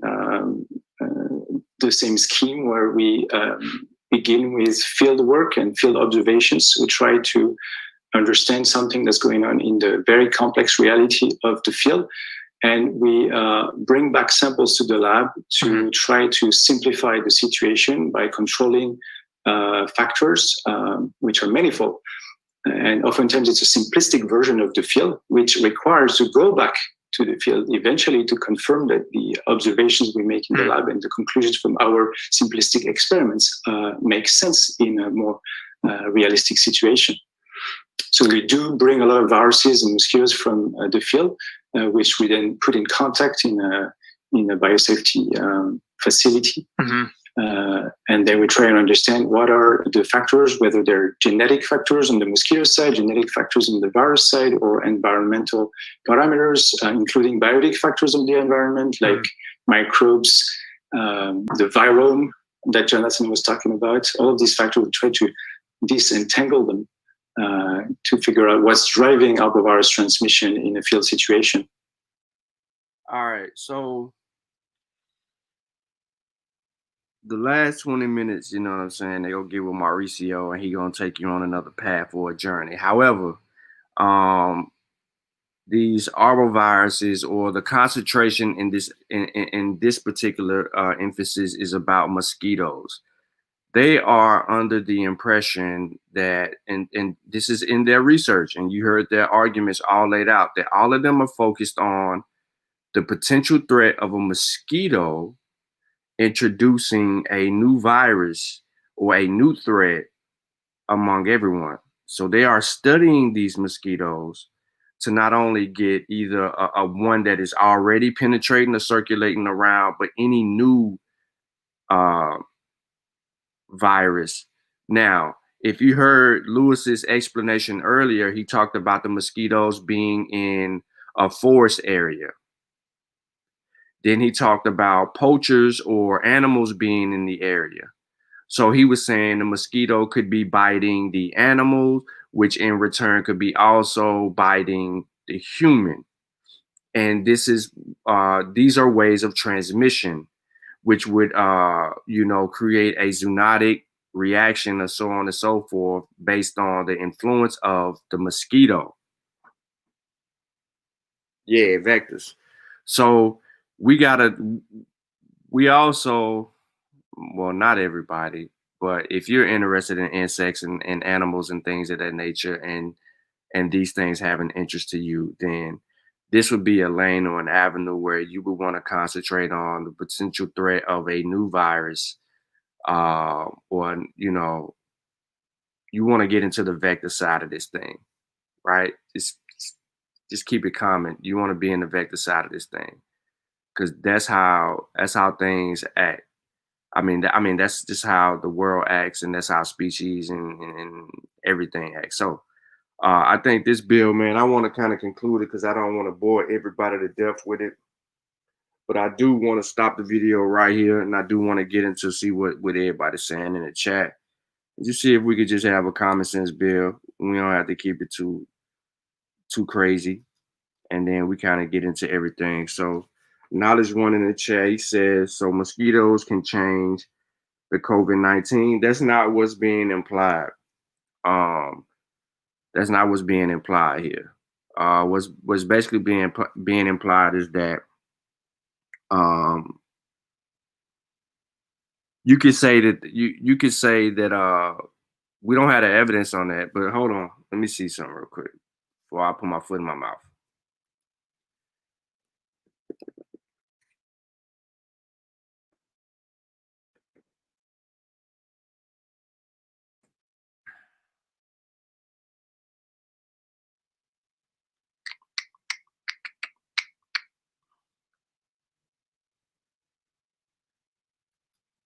Let me give you this right here.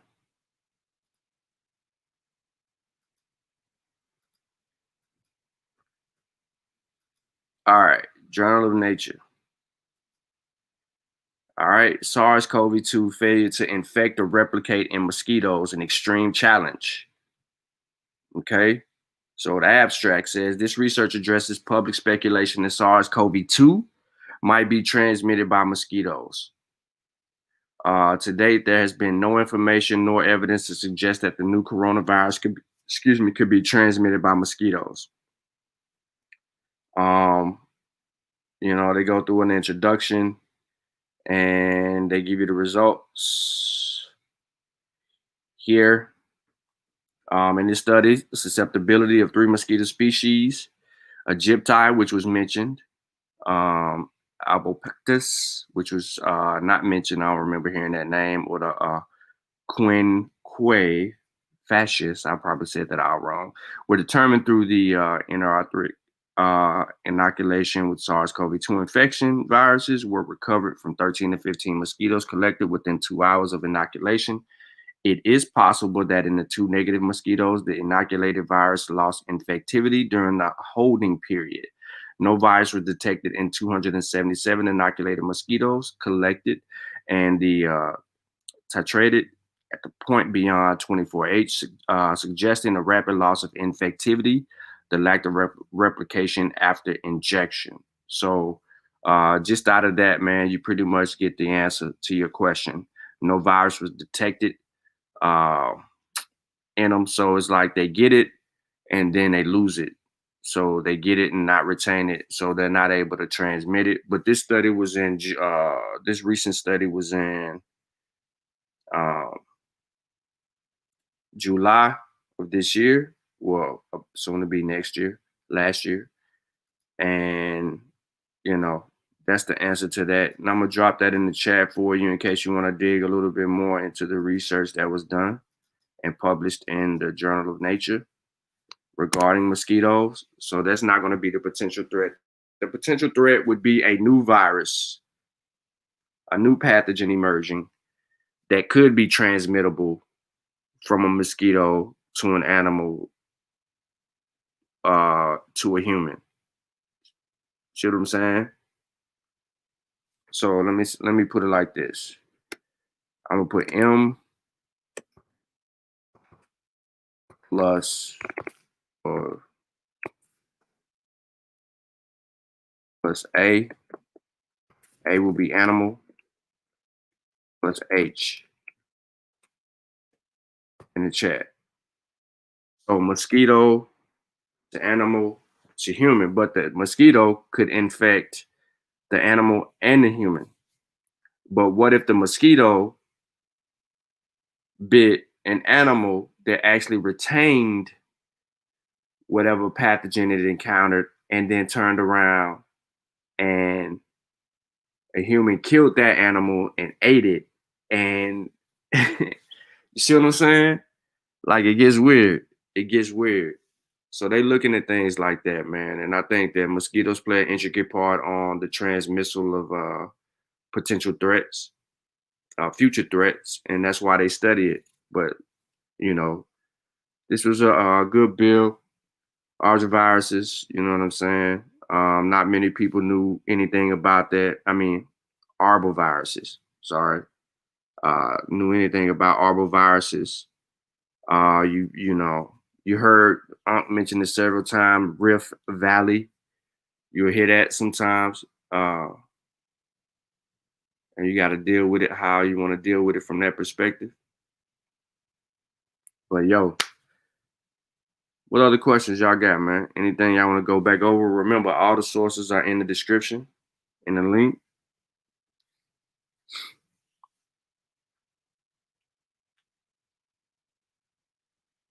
I know we heavy on vaccines and all that, so we can have a little vaccine talk. What causes zoonotic viruses to mutate in the animal immune system? I think you might want to word it a little bit different. Zane? Okay, that's peace, knowledge.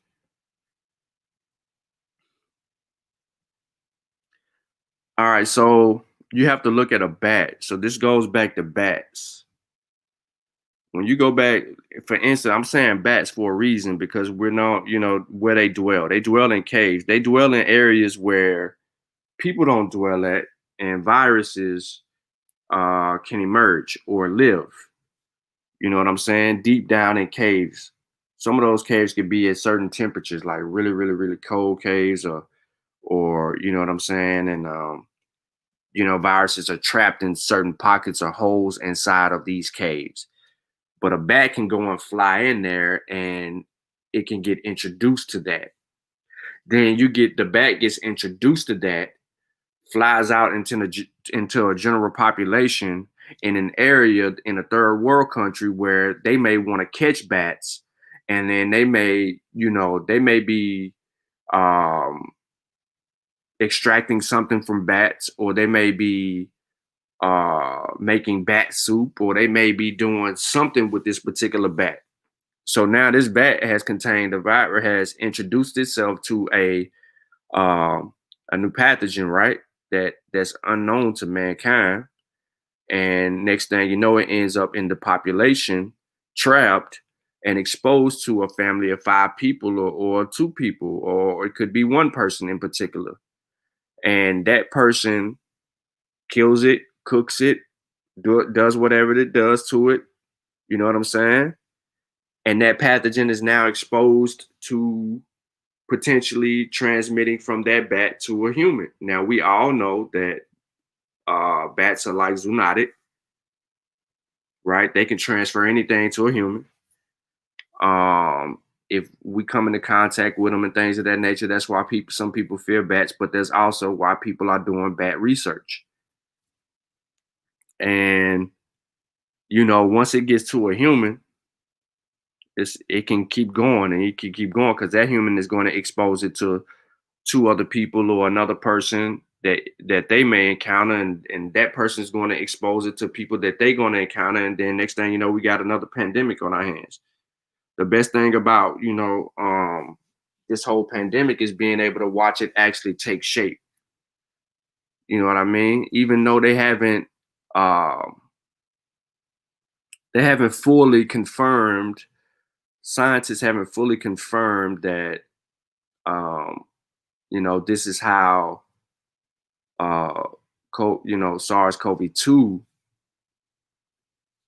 spread, but they have been closely associating themselves with the pangolin, the bat, and the potential threat of this virus escaping from a lab, not being recreated, escaping. That means someone in the lab could have been introduced to it. That person could have went out in society and exposed it to other people in a market setting. And then therefore you have an abundance of people who are now spreading something. Let me see. Zane said, what's the difference between the virus in minks to the virus being transmitted to humans, or is it identically the same? It's the same. It's the same. You know what I'm saying? Based on the last little thing that we did, it's the same, bro. That ain't gonna change anything. It's the same. Yep. And we are some of us are really not understanding it, but scientists have been understanding it for a long time. That's why they had the term zoonotic. You know what I mean? They have understood that, animals are pets. Animals can be people's pets, and those pets can also help spread. That's why they were like, dogs, certain dogs could have that threat of spreading COVID-19 or SARS-CoV-2. I mean, do they know the mutation process of viruses? Yeah, they all gonna be the mutation process and viruses are pretty much all gonna be, I guess, gonna be like similar. I mean, you have to think about what you're asking. You're asking if they know the mutation process. Well, just understanding previous pathogens, right? Which is gonna bring you back to evolution. You know what I'm saying? It's gonna bring you back to evolution. So these viruses are adapting. So there's a word, virus adaptation.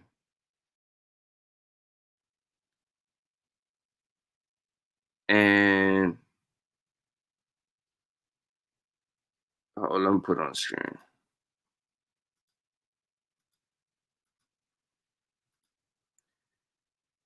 Says in this abstract, right, from NIH,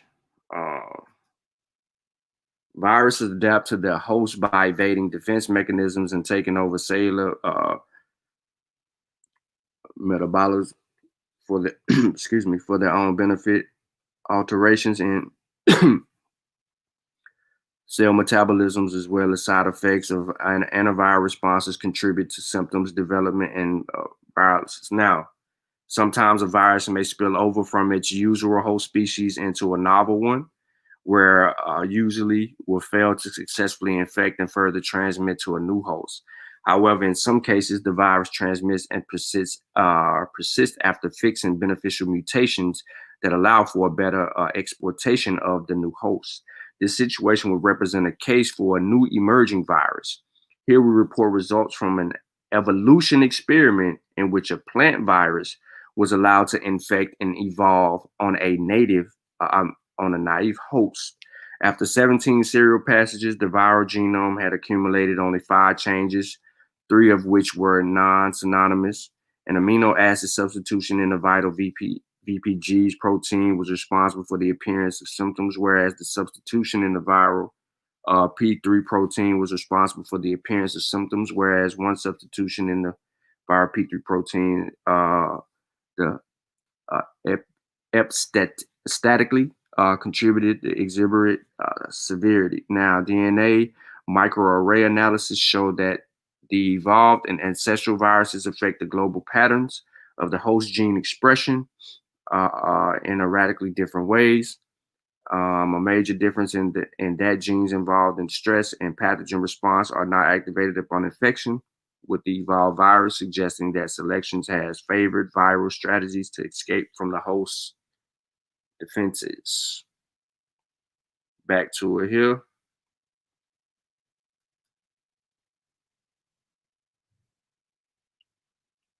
So let's deal. And now I shared this before. This brother right here, I didn't share him before to Unc them, but let's see what he's saying. All right, this video 1, and I think that they're not that long. Well, this one is, but they're usually short.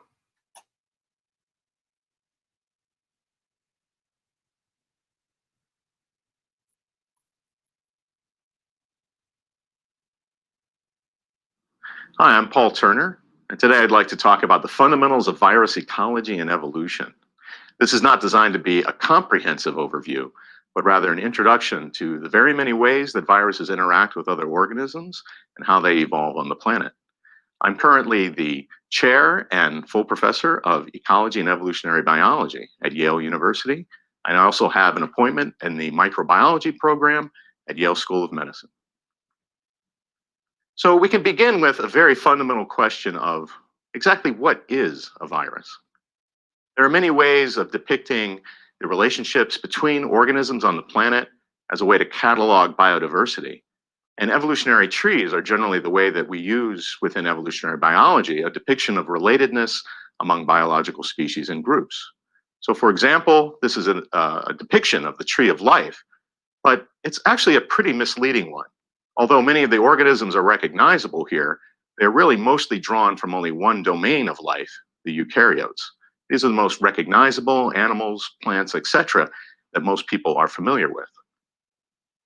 Instead, a more accurate depiction might be something like this wraparound tree, where depicted in purple are the very many bacterial species in this particular tree that have a name. And another domain shown in green are the archaea, which are, like the bacteria, single-celled species, and they are more often found in extreme environments. But you'll note in this tree that the archaea are close relatives to the group with which we belong, the eukaryotes. So for your reference, here are you on the tree. And this tree of life also is a bit misleading in the sense that it cannot catalog the amazing biodiversity of another very important group of biological entities on this planet, and those are the viruses. So these three domains of life comprise only cellular life, and viruses are different because they are not cellular. At the top of this diagram, we see very familiar body plans of eukaryotes, including something like a blue whale, a sequoia tree, and even single-celled eukaryotes are very common on Earth. The bacteria and the archaea, as stated earlier, these are single-celled organisms. So even though many of them are close relatives, closer than the bacteria within the archaea, the body plans of bacteria and archaea are very simple in that they have only a single-celled body plan. Now, if we take a closer look at what the body plan is of a typical virus, there's a protein shell, as well as nucleic acid, either RNA or DNA, that's protected from environmental degradation by this protein shell that has a very special name called a capsid. So at the top, we see here the influenza virus, which is a very typical virus that's recognizable to most people by name. And it's shown that it's relatively a circular virus with the RNA as the nucleic acid, and that's protected by the environment by a capsid. Whereas something like a phage, phage T4, this is a short form of the name bacteriophage, which translates to eater of bacteria. These are viruses that are specific to prokaryotes. And this phage, you notice, has a much more elaborate body plan than an influenza virus.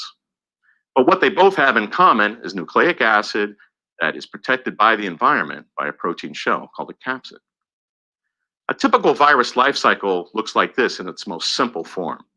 As long as a virus attaches to some cell that it has the proper protein binding recognition, there's a possibility that it will get in, or that at least its nucleic acid will enter the cell.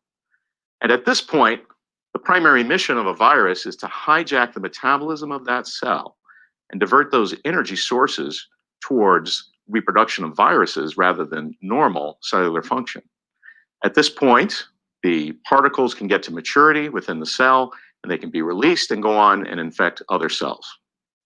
So this is very much a generalization, but it's a good way to think about the fundamentals of how viruses replicate and reproduce.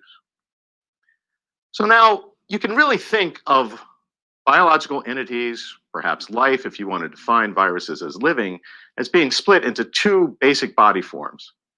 The capsid encoding organisms, you could think of these as all viruses because they share the properties of nucleic acid surrounded by a capsid. And the viruses themselves would be specific to either the archaea, the bacteria, or the eukaryotes. And ribosome encoding organisms, the cellular ones, are quite different. They are related to each other, and they are the three major domains of bacteria, archaea, and eukaryota. So the major mystery in all of this is whether they all trace back to the same root. This is really an open question in virology. It deals with the evolution of virus origins. And it's really unclear how viruses first occurred on this planet, when did they first evolve, and especially whether they evolved on the planet preceding cellular life. One major idea that is popular, but is by no means the only idea of how viruses first arose on the planet, is that they might have actually predated the evolution of all cellular life. And there's a key bit of data that supports this idea, in that if you look at virus genes and compare them and their genetic sequence to cellular life that is available in genetic databases, you often find a mismatch.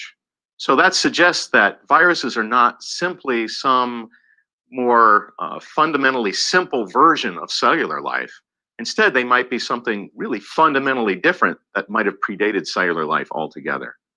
So LUCA here in this diagram stands for last unique common ancestor, which is the shorthand version of everything that cellular life perhaps traced back to.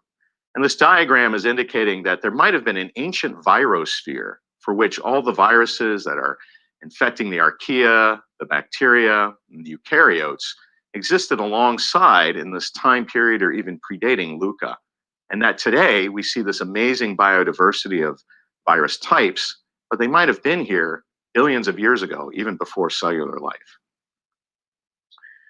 So the rest of the talk will feature several lines of evidence that suggest that viruses just might be the most successful of Earth's inhabitants. So I'll go through 5 lines of evidence that really support what I would assert as the extreme biological success of viruses relative to other entities on the planet. The first will be growth potential. Next, we'll talk about abundance, biodiversity, adaptability, and perhaps most important, it's very evident that viruses have huge impact on other organisms on this planet. All right, so let me put this in the chat, because I know a lot of y'all, man, might want to get into the geeky stuff like I have. But this brother actually goes in, you know what I'm saying? And then as far as what we were mentioning earlier, adaptation, virus adaptation, you know, the environmental change audience, all of this is here. Now the total video is 1 hour, 48 minutes. And he continues to go on, but you know, look what it says, all talks evolution. Like, he's gonna go in, but there's other people. You know what I mean? And these videos really don't get like, this one did, this got a lot, but these videos really don't get a lot of views. And that's a shame. It's sad. It's like, if we're trying to understand what we're dealing with, people got to go back to, like, you know, virus ecology and evolution. Like, you got to understand. This is how we know what we know based on all of that. So I'm going to play some more of this, man, because it's getting good. You know, and I know people are like, man, don't stop it right now. Well, hold on a second. First of all, growth potential. Because there are so many different ways of cataloging and determining what biological success even means. Let's begin with just the sheer ability to grow, to reproduce, and produce copies of oneself. So growth potential can be pretty amazingly impressive for a lot of organisms. Some eukaryotes, our close relatives, are able to reproduce very quickly, such as the fruit fly has a very short developmental cycle such that progeny are produced in a very short period of time. But really, the abundance of the number of organisms that can be produced through reproduction, amphibians, they are also pretty impressive. They can sometimes lay hundreds or thousands of eggs that will successfully develop eventually into adults. Now, the bacteria and the archaea, I would say, are even more impressive. They undergo a form of reproduction called binary fission, where each cell separates into 2 daughter cells. So in this way, they can grow very, very quickly as long as there are abundant resources available. So I would say the bacteria and the archaea, on average, grow much faster than most eukaryotes that we would consider. All eukaryotes, bacteria, and archaea have genetic inheritance across generations. That's through DNA as the nucleic acid. So they sometimes do have this amazing growth potential, but let's keep in mind that the only way that traits pass across generations is through double-stranded DNA inheritance. Considering the viruses, they grow much, much faster than most bacteria, archaea, and eukaryotes. So the ability for viruses to enter a cell, hijack the metabolism, and make progeny can sometimes lead to hundreds or thousands of particles exiting that cell. So this would be the case for bacteriophages that are infecting the bacteria and the archaea, as well as viruses of eukaryotes. If they infect a tissue, for example, in the human body, there can be an amazing capacity for each one of those infected cells to produce upwards of 10,000 or more virus particles per cell. Also, in relation to inheritance across generations, I would say that the viruses have obviously more options for how this occurs in the natural world. whereas the bacteria, archaea, and eukaryotes are confined to largely DNA inheritance through double-stranded nucleic acid. Both double-stranded DNA and double-stranded RNA are possibilities for nucleic acid inheritance in viruses, as well as single-stranded forms of those nucleic acids. So essentially, viruses are covering the entire gamut of what is possible on this planet for modes of inheritance through genetic means. So now let's move on to talking about virus abundance. And this is very amazing. And when you look at the numbers, you'll see that viruses easily outnumber all other biological forms on this planet. We'll begin with saying that viruses are very abundant, and we know this because if you look in natural habitats on Earth, sometimes these support cellular life. There's actually an amazing capacity for cellular life to thrive in deep sea vents and complete darkness, where there are other forms of resources than the sun to produce progeny ultimately. When you look at very dry and hot regions, cold regions, atmosphere, soil, everywhere you find on this planet the possibility of cellular life existing, you see alongside it viruses. And the key thing here is that viruses generally outnumber cellular entities 10 to 1 in each of these environments. Therefore, you can make some rough calculations and estimate across this world at any one period of time, an estimate of some 10 to the 31 particles of viruses in any instant is a very reasonable one, the number of viruses on this planet. And we all realize, hopefully you can remember, that nucleic acid exists in a compacted form within cells and also within capsids of viruses. But if you just take these virus genes and genomes and you unravel them so that they're at their full length and you lay them end to end, off of the Earth's surface, this would extend to 250 million light years away, which is an incredible distance. That would allow you to reach the Perseus cluster, which is pretty far from Earth. So now we've talked about the amazing growth potential and the sheer abundance of viruses on this planet. Already these are two impressive ways of indicating that biological success of viruses is just amazingly impressive. But now let's look at something that's largely hidden to view. Biodiversity is something that's fascinated humans for a long period of time, probably ever since humans have observed other organisms around them. But there's an invisible kind of biodiversity on this planet, especially in the virus world, that has only been seen relatively recently with the kind of tools and machinery such as electron microscopes that let us glimpse these larger number of entities that surround us on the planet. The first thing to state is that viruses by no means are identical to one another in their morphologies. Some of them are amazingly complex with beautiful body plans that almost look like a lunar lander, something incredibly beautiful, I would say, in nature, but often escapes our attention because they are so small. Other forms of viruses are more like tubes and beautiful icosahedrons. So there's an amazing variety, but you'll notice that the line here at the bottom, 0.5 micron, which is 1/2000th of a millimeter, all of these body plans that I'm showing you thus far suggest that viruses are submicroscopic. And I would say that's an amazing amount of beautiful morphology, complexity, and biodiversity that is also amazingly small in size. So I think that that's pretty impressive. But there's a little quirk to viruses and the way that they had been isolated from natural sources through time, that researchers actually missed the fact that some viruses are not submicroscopic. In fact, some of them are actually larger than the smallest sized cells. So newly discovered viruses, I would say, are macroscopic, certainly when you consider a virus like mimivirus relative to the size of an E. coli cell. Here's something more typical of what someone would think of as a typical particle size, and that would be HIV. So the point here is that by no means are all viruses submicroscopic. Instead, some of them rival or exceed the size of cellular life. Now, these mimiviruses did escape our attention through a little quirk of how people isolated viruses from nature, putting them through filtration and assuming that anything that passed through a very small pore size must be a virus, whereas everything that was held back must be cellular or cellular debris. But all one has to do is increase the pore size in these filtration experiments, and you'll find that some amazingly large-sized viruses are evident and still thriving on this planet. So you can go off the coast of Chile, for example, and within seawater, you could find these large-sized viruses. It's also available to see them in ice cores in places like Siberia, where researchers very carefully can take old material and bring it up to the Earth's surface. Some 30,000-year-old ice cores have been brought up to the Earth's surface. And within these, we see these large-sized viruses.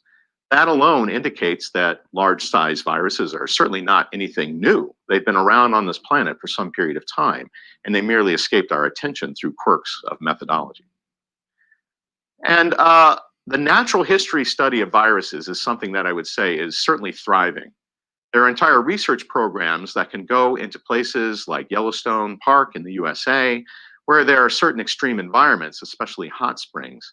And one can look for viruses that are infecting some of these extremophiles.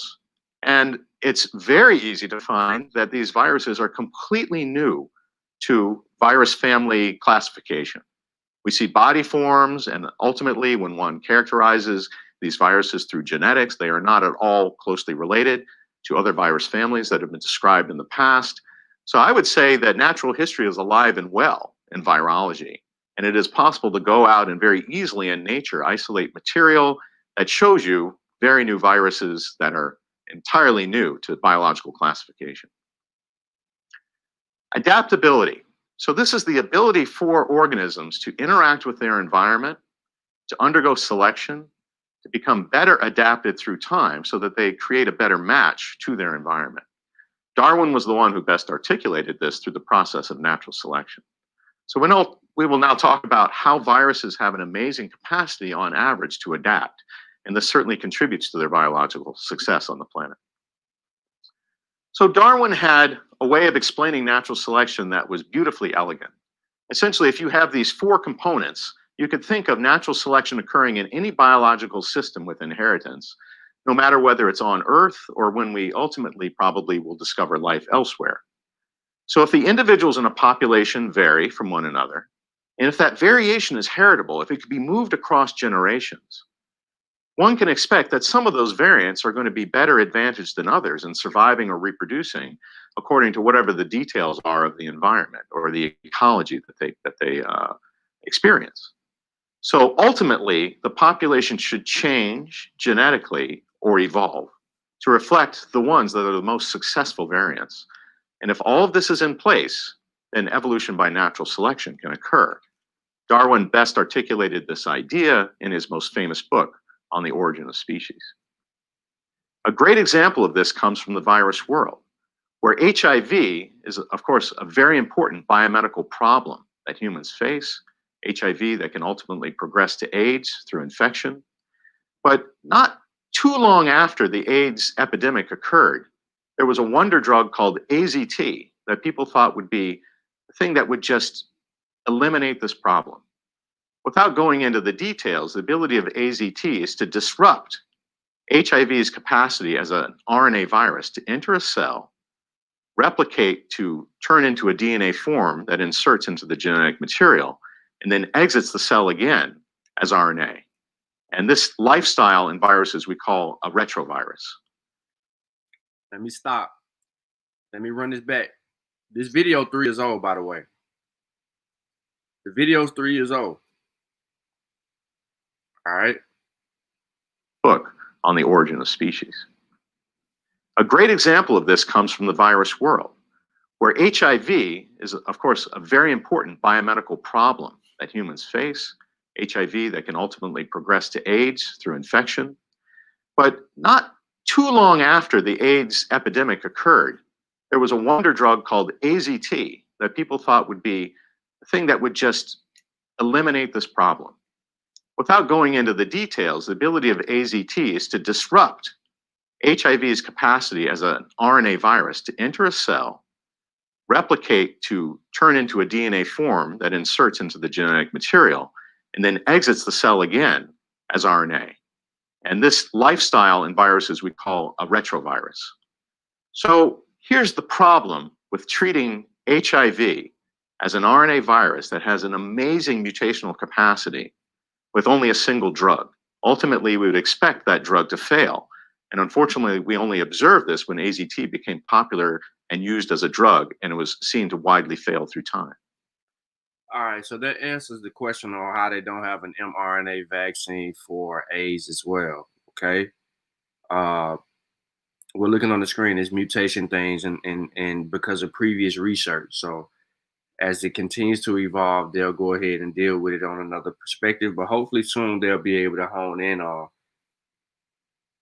an mRNA vaccine that would actually work.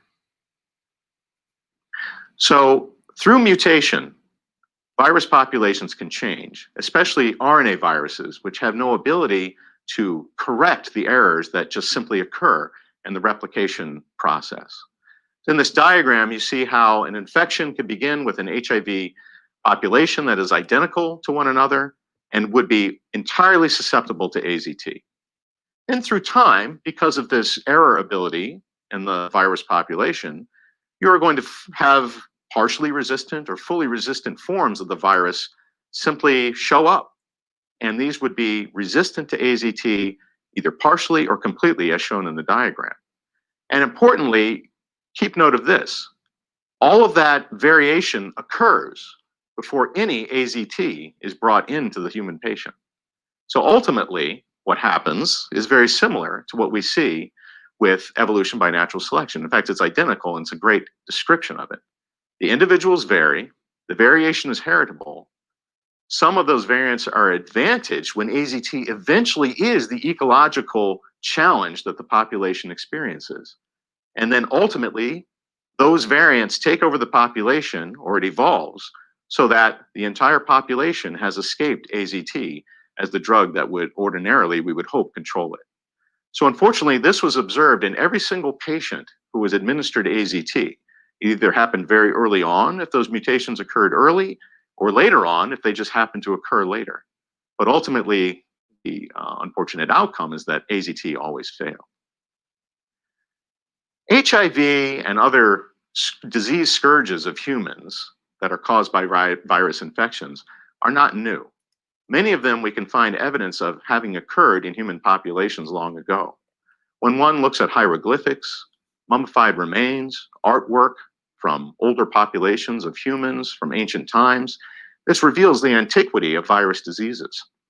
For example, this man, shown in a hieroglyphic from ancient Egypt around 3700 BC, has a very characteristic club foot that's associated with poliovirus infection that entered in the gut, like all polioviruses ultimately do, but then sometimes poliovirus moves to your neural system and it can disrupt your normal development and lead to limb deformities. So this man is definitely showing a characteristic deformed limb of a poliovirus infection. Smallpox is another old disease of the human population. And this artwork is showing an unfortunate person suffering from a smallpox infection, which would be ultimately lethal.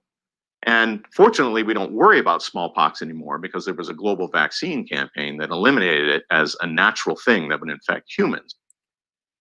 And what we're dealing with right now is the mRNA vaccine, which is a global vaccine.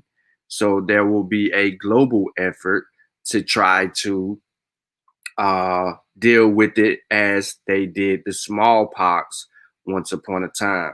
So I think on the last show, Brother Satepamra posed that question: what about the third world countries who can't afford to, to actually get the vaccine? What are they doing in regard to that? This is that similar effort. So they've seen this before in history, and they know dealing with smallpox. You know what I'm saying? You had a global effort to eradicate smallpox. That's something that they're going to continue to do with all viruses. They did it with polio. However, they changed the way polio could be administered. And third world countries were still showing signs of it because of the lack of, the lack of vaccine efforts in certain areas to actually get that out there, and then the money and so on and so forth. However, let's move on. We're just tying the knots.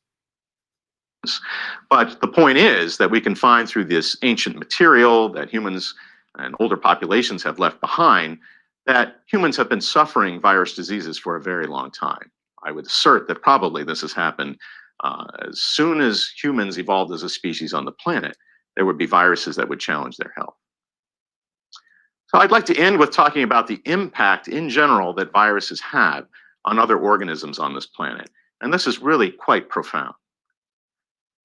Similar to the examples I just covered for smallpox and HIV, etc., there are many diseases that humans face that are challenge to our health and our mortality. And a lot of these are endemic problems. For example, the parasite that is transmitted by a mosquito and causes malaria in sub-Saharan Africa and other tropical regions. This has been around for a very long time. That happens to be a eukaryote. And you could see the response even in our genetics of ways that we would be naturally better able of fighting off malaria, and it has contributed to ways that the human population has changed genetically through time.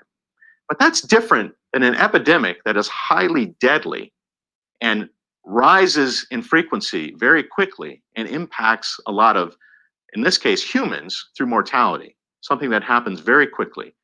So here are 4 examples, and I'm highlighting in red that 3 of them were due to viruses, virus illnesses. So the Spanish influenza of 1918, amazingly, before humans were traveling around the world through flight, through commercial flight, still 50 to 100 million people around the world contracted influenza and died from this highly virulent form of the virus. More recently, the HIV/AIDS epidemic that started around 1981 is something that has unfortunately left roughly 35 million people dead, and many, many more than that are infected. Fortunately, we have new ways, things other than AZT, that keep people alive for a long period of time when they're HIV infected. But certainly during the early part of that pandemic, we saw a high degree of human mortality, and we still see it today. Now, it's hard to put exact numbers on the New World smallpox epidemic around 1520 when this started. This is when Europeans came to the New World, interacted with Native American populations, in some places displacing them, and they introduced into those populations smallpox, something that Native Americans had not seen. So this was experienced as a highly virulent illness in Native American populations. It's unclear how many people died because we just don't have accurate records of how many people were in these populations at the time. Certainly this could have been on the order of the 2 pandemics that I listed above. And last, I will remind you that some bacterial illnesses also have the capacity to have huge impact on human populations. The Great Plague in Europe in the middle 1300s was something that left in its wake some 28 million people, or roughly 40% of the European population succumbed during the Great Plague. It's a little controversial how this bacterial illness could account for that amount of mortality. Some people believe that the sheer poor living conditions that people experienced at that time left them highly vulnerable to something like virus illnesses as well that might have contributed to those millions of people who died. So again, we're a little uncertain there, but for the most part, these examples are grim ones of how impactful viruses can be in terms of mortality. So I don't want to leave you with all bad news about viruses, because certainly there are a lot of viruses that positively impact other organisms, including humans. So let's begin long, long ago, some billions of years ago, when the cyanobacteria appeared on this planet and they started to thrive through evolving photosynthesis. That 3 billion years ago or more, this changed the Earth's atmosphere so that 50% today, even of the Earth's oxygen, is due to photosynthesis that comes from cyanobacteria living in the ocean. And if they hadn't evolved long ago and changed the average amount of oxygen in the atmosphere, it would have been impossible for large-bodied organisms like us to even evolve in their wake. So we can thank the cyanobacteria for that. But there's an interesting thing that most people don't know, and that is cyanobacteria undergo a lot of mortality from cyanophages. These are viruses that live alongside them in the ocean, and they outnumber the cyanobacteria, and they thrive on the cyanobacteria essentially as resources. But there was an interesting finding not long ago that these cyanophages have genes that allow for photosynthesis to occur. And that was a very strange discovery, because we know that viruses don't undergo metabolism. What would they be doing with photosynthesis genes? It starts to make more sense when we think about the virus life cycle and the necessity of keeping the cell going and churning through its metabolism so that viruses can undergo proper replication. Therefore, it's not surprising that they bring these genes into the cell with them so that those processes can occur. But a factoid I'll leave you with is that perhaps 5% of the breasts that you'll take today ultimately come from those genes that are on cyanophages rather than any other source of oxygen. We are more and more familiar with microbiomes. You hear more and more about this in the news. So these are the fungi, the bacteria, and the viruses that live on and in macroorganisms such as humans. And it's really interesting how these communities vary even through locations in our body. Inside and outside, you have different communities of these microbes thriving on and in your body. Well, the same thing goes, but different composition of those communities exist for animals, plants, and other macroorganisms on the planet. Some of these we keep in our homes or we rely on for food. So it's important to think about how these interactions are occurring with organisms that are essential to us or that simply give us pleasure, like as pets in our home. They have their own characteristic microbiomes that we're learning more and more about. And I should also emphasize that certainly all wild animals and also wild animals that we rely on for food, they have their own characteristic microbiomes too. So viruses in your microbiome. You hear in the news about how the microbiome is probably the thing that is causing certain traits in humans, maybe making us more disease prone or disease averse. So you'll hear a lot more about this in the coming decades, but you actually don't hear that much about your virome, the component of your microbiome that is the viruses. There was a neat discovery recently that perhaps these viruses that exist on and in your body are interacting with your body to make you healthier. This diagram is showing how phages, which cannot infect our cells, can interact with the mucus layers that we naturally produce that help protect us as a barrier from bacteria infection. Interestingly, these phages will interact with the mucus layer and be oriented in a way such their tail fibers are able to interact with any bacteria getting to the mucus layer and trying to transmit through to get to your cells. This provides an extra barrier that protects you against those bacteria because the phage will attach, replicate, kill the bacteria, exit the cell, and more of those infection events can occur. This is certainly to our benefit, but we have a lot more to learn about whether this is something that has been an adaptation that evolved for these phages to interact with macroorganisms to do this, or whether they're simply taking advantage of the fact that phages are everywhere. Sometimes they are in the correct place for this to happen. So a final thing that I'll leave you with is that the Human Genome Project gave many surprising results, but there was a very surprising one in terms of if you look at our DNA, our DNA chromosomes, you'll find a nice match between roughly 8% of your human DNA seems to be viral derived. And one might ask, well, how is that possible? You can think of this as the ghost of infections past. And our long ago species ancestors that led to humans ultimately, there were some virus infections that those organisms suffered. And interestingly, there can be viruses that avoid detection by their host because they have special genes that make them hide. So essentially, what has occurred in the evolution of placental mammals is that we could not have existed on this planet unless long ago our ancient ancestors had undergone these virus infections, and those genes, instead of becoming deleterious and helping viruses avoid detection by our long ago ancestors, instead they were genes that were co-opted and taken into our genome and ultimately help placental mammal mothers not reject the baby in the body. Placental mammals, yo. Y'all have a problem with, now I ain't gonna say y'all, because we are part of the smart people. But people have a problem with this word mammal. They don't understand. You know what I mean? No matter what we do or stress it, it goes from there. But like I told y'all, when you're dealing with viruses, at some point it always come back to what I've been trying to tell y'all: evolution. But let him continue because he's done. And this is an amazing thing due to what are called syncytin proteins and genes that come from viruses. This is clearly a way that Virus genes can be highly useful to other organisms. And in fact, there's no way that you would be sitting here listening to me give this talk unless these ancient infection events had occurred and had led ultimately to the evolution of placental mammals.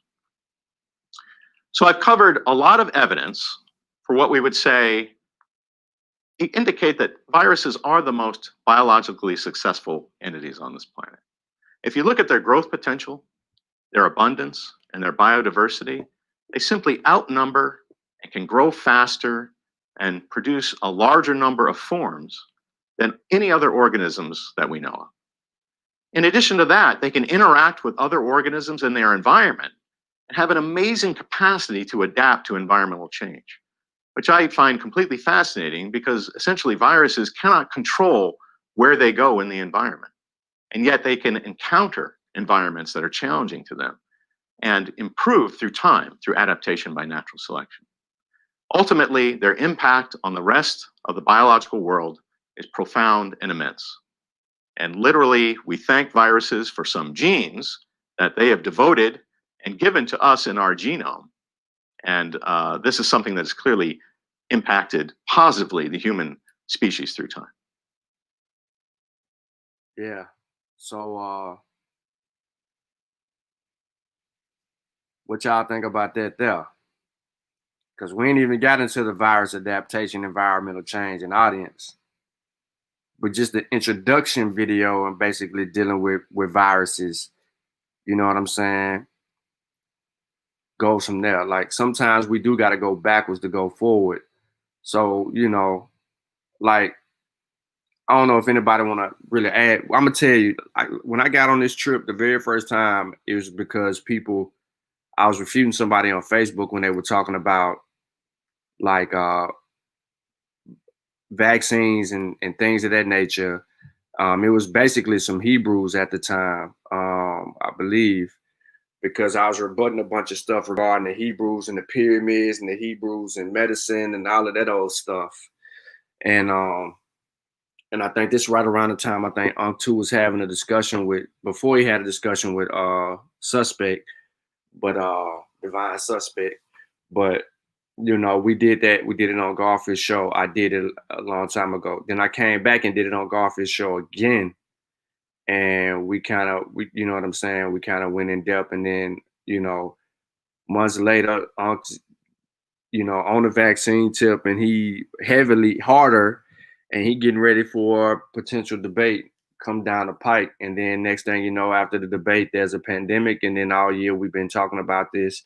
And we're ending the year back where we literally ended last year talking about vaccines, viruses, and things of that nature. So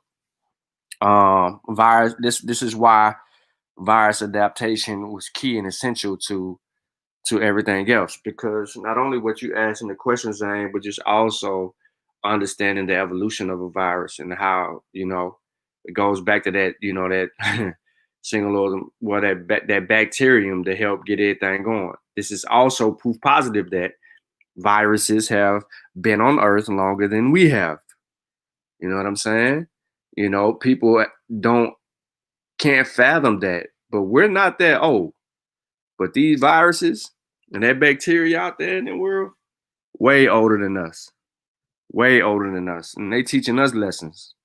And like he said in the video, we wouldn't be here if it wasn't for that. But man, I'm not gonna hold y'all up. We went in today.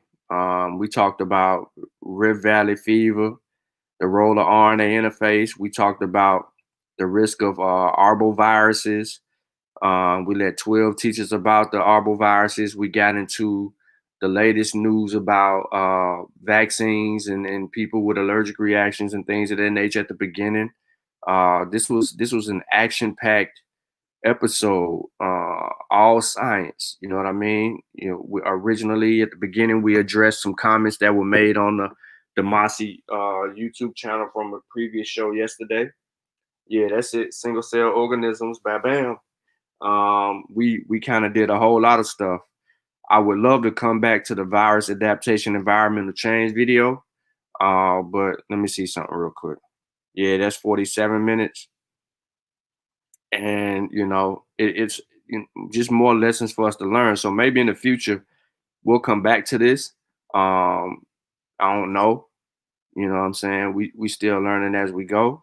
I did put the video in the description. So if anybody want to click on the description of the video and pull back up what we just played to get to the other videos, then by all means, I would suggest that you do that too if you want to, you know, go ahead and do your thing and kind of advance the conversation. I would highly suggest it because, you know, you might pull some articles up that also go and fit with that. But if you want to wait and see we build on it later, that'd be something we could do too. It's not a big deal. You know, I'm asking him if the Satipara or T'Challa, y'all got anything?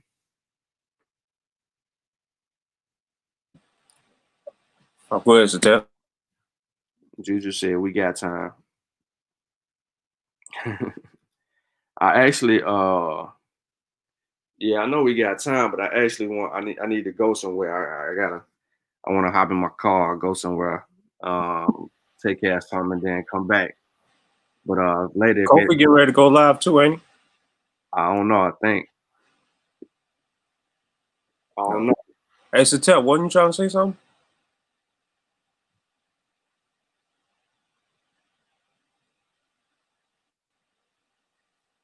We can't hear you, bro.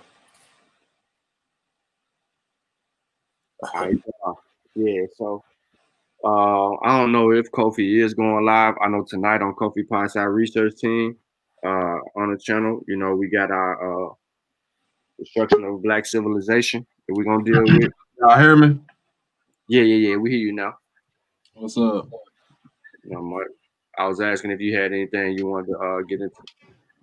Nah, man, it was a good show, man. I'm learning every episode. I'm learning a lot, so yeah, I like it. I love it. Appreciate that. What about you? Go ahead, Charlie. No, I mean that's it. Like that's what I was saying earlier when I commented that this is what we constantly, because I'm, you know what I'm saying, I be over here on my own health tip again because of my underlying condition. So I kind of already been forced to be oriented this way. I'm not gonna say that just because I'm, you know, intelligent and I read that I wouldn't have been on the pseudo train with the vaccines, because, you know, we all pseudo at some point in our lives with something. But as far as health and science, bro, like we like even post pandemic, like we gonna need science with Shawn, bro, because a lot of people will not tune into the information unless you kind of break it down, slow walk it, and present a diverse panel. Like this bill was real good with the brother from the Caribbean studying the insects. You know what I'm saying? Like we need all of this. So like this ain't just something I'd like to see for pandemic. I'd like to see this just kind of, you feel what I'm saying? Like kind of be in their face with this. Yeah. Yep. Kofi do got something coming up at 3 today. That I just seen. I guess I just seen him tag that. I was kind of hoping that he would stay on the 2:30 tip, but I think he moved it to 3. And I forgot that he wanted to do that around this time. So be on the lookout. Be on the lookout for that. He really haven't said, but I know he likes Shawn out. Yeah. Yeah, I know he tuned in. So, but I really, cause I know usually he like to go in at about 2:30. So I was trying to get off here before 2 and let him catch the energy. You know what I'm saying? We got people tuned in right now. But if you haven't subscribed, man, go subscribe to Kofi Pie Research Team. I am going to put the link in the chat. And we're going to deal with it, right? I need to get this out to y'all quickly, so hold on 1 second. CK, I see you commented in the chat, but of course you late. But nah, man, this is a good bill. I think there was a lot that we actually learned. Kofi, I don't know why you changed the time. But yeah, this is gonna be one to go back on. You know what I'm saying? You're gonna learn about arbivore viruses, and you're going to get into some virus ecology and evolution. And yeah, so if you're in the chat right now, just put the link in the description. If you click on that link right there, that'll allow you to go to Kofi Pie Research Team to the actual show. Click on it, you know what I'm saying? Like the show, share the show, tell a friend, and then stay tuned for the we'll be back on Kofi Pie TV again later this evening regarding you know, our Destruction of Black Civilization bill. We should be on chapter 9.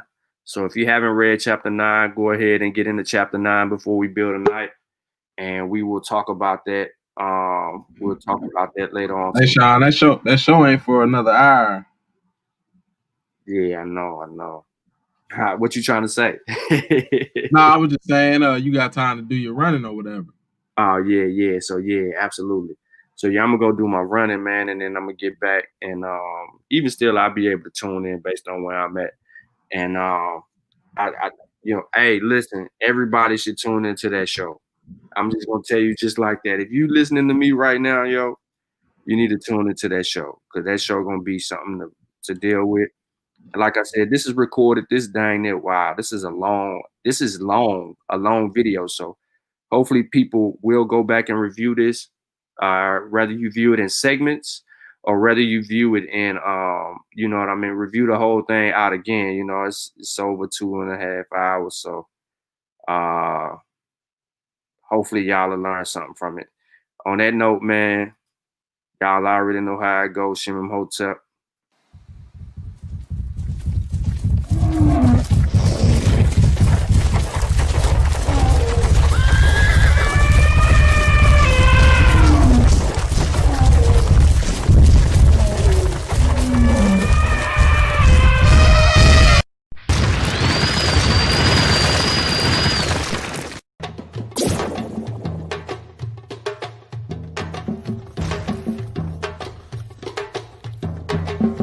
Ladies and gentlemen, the books is in.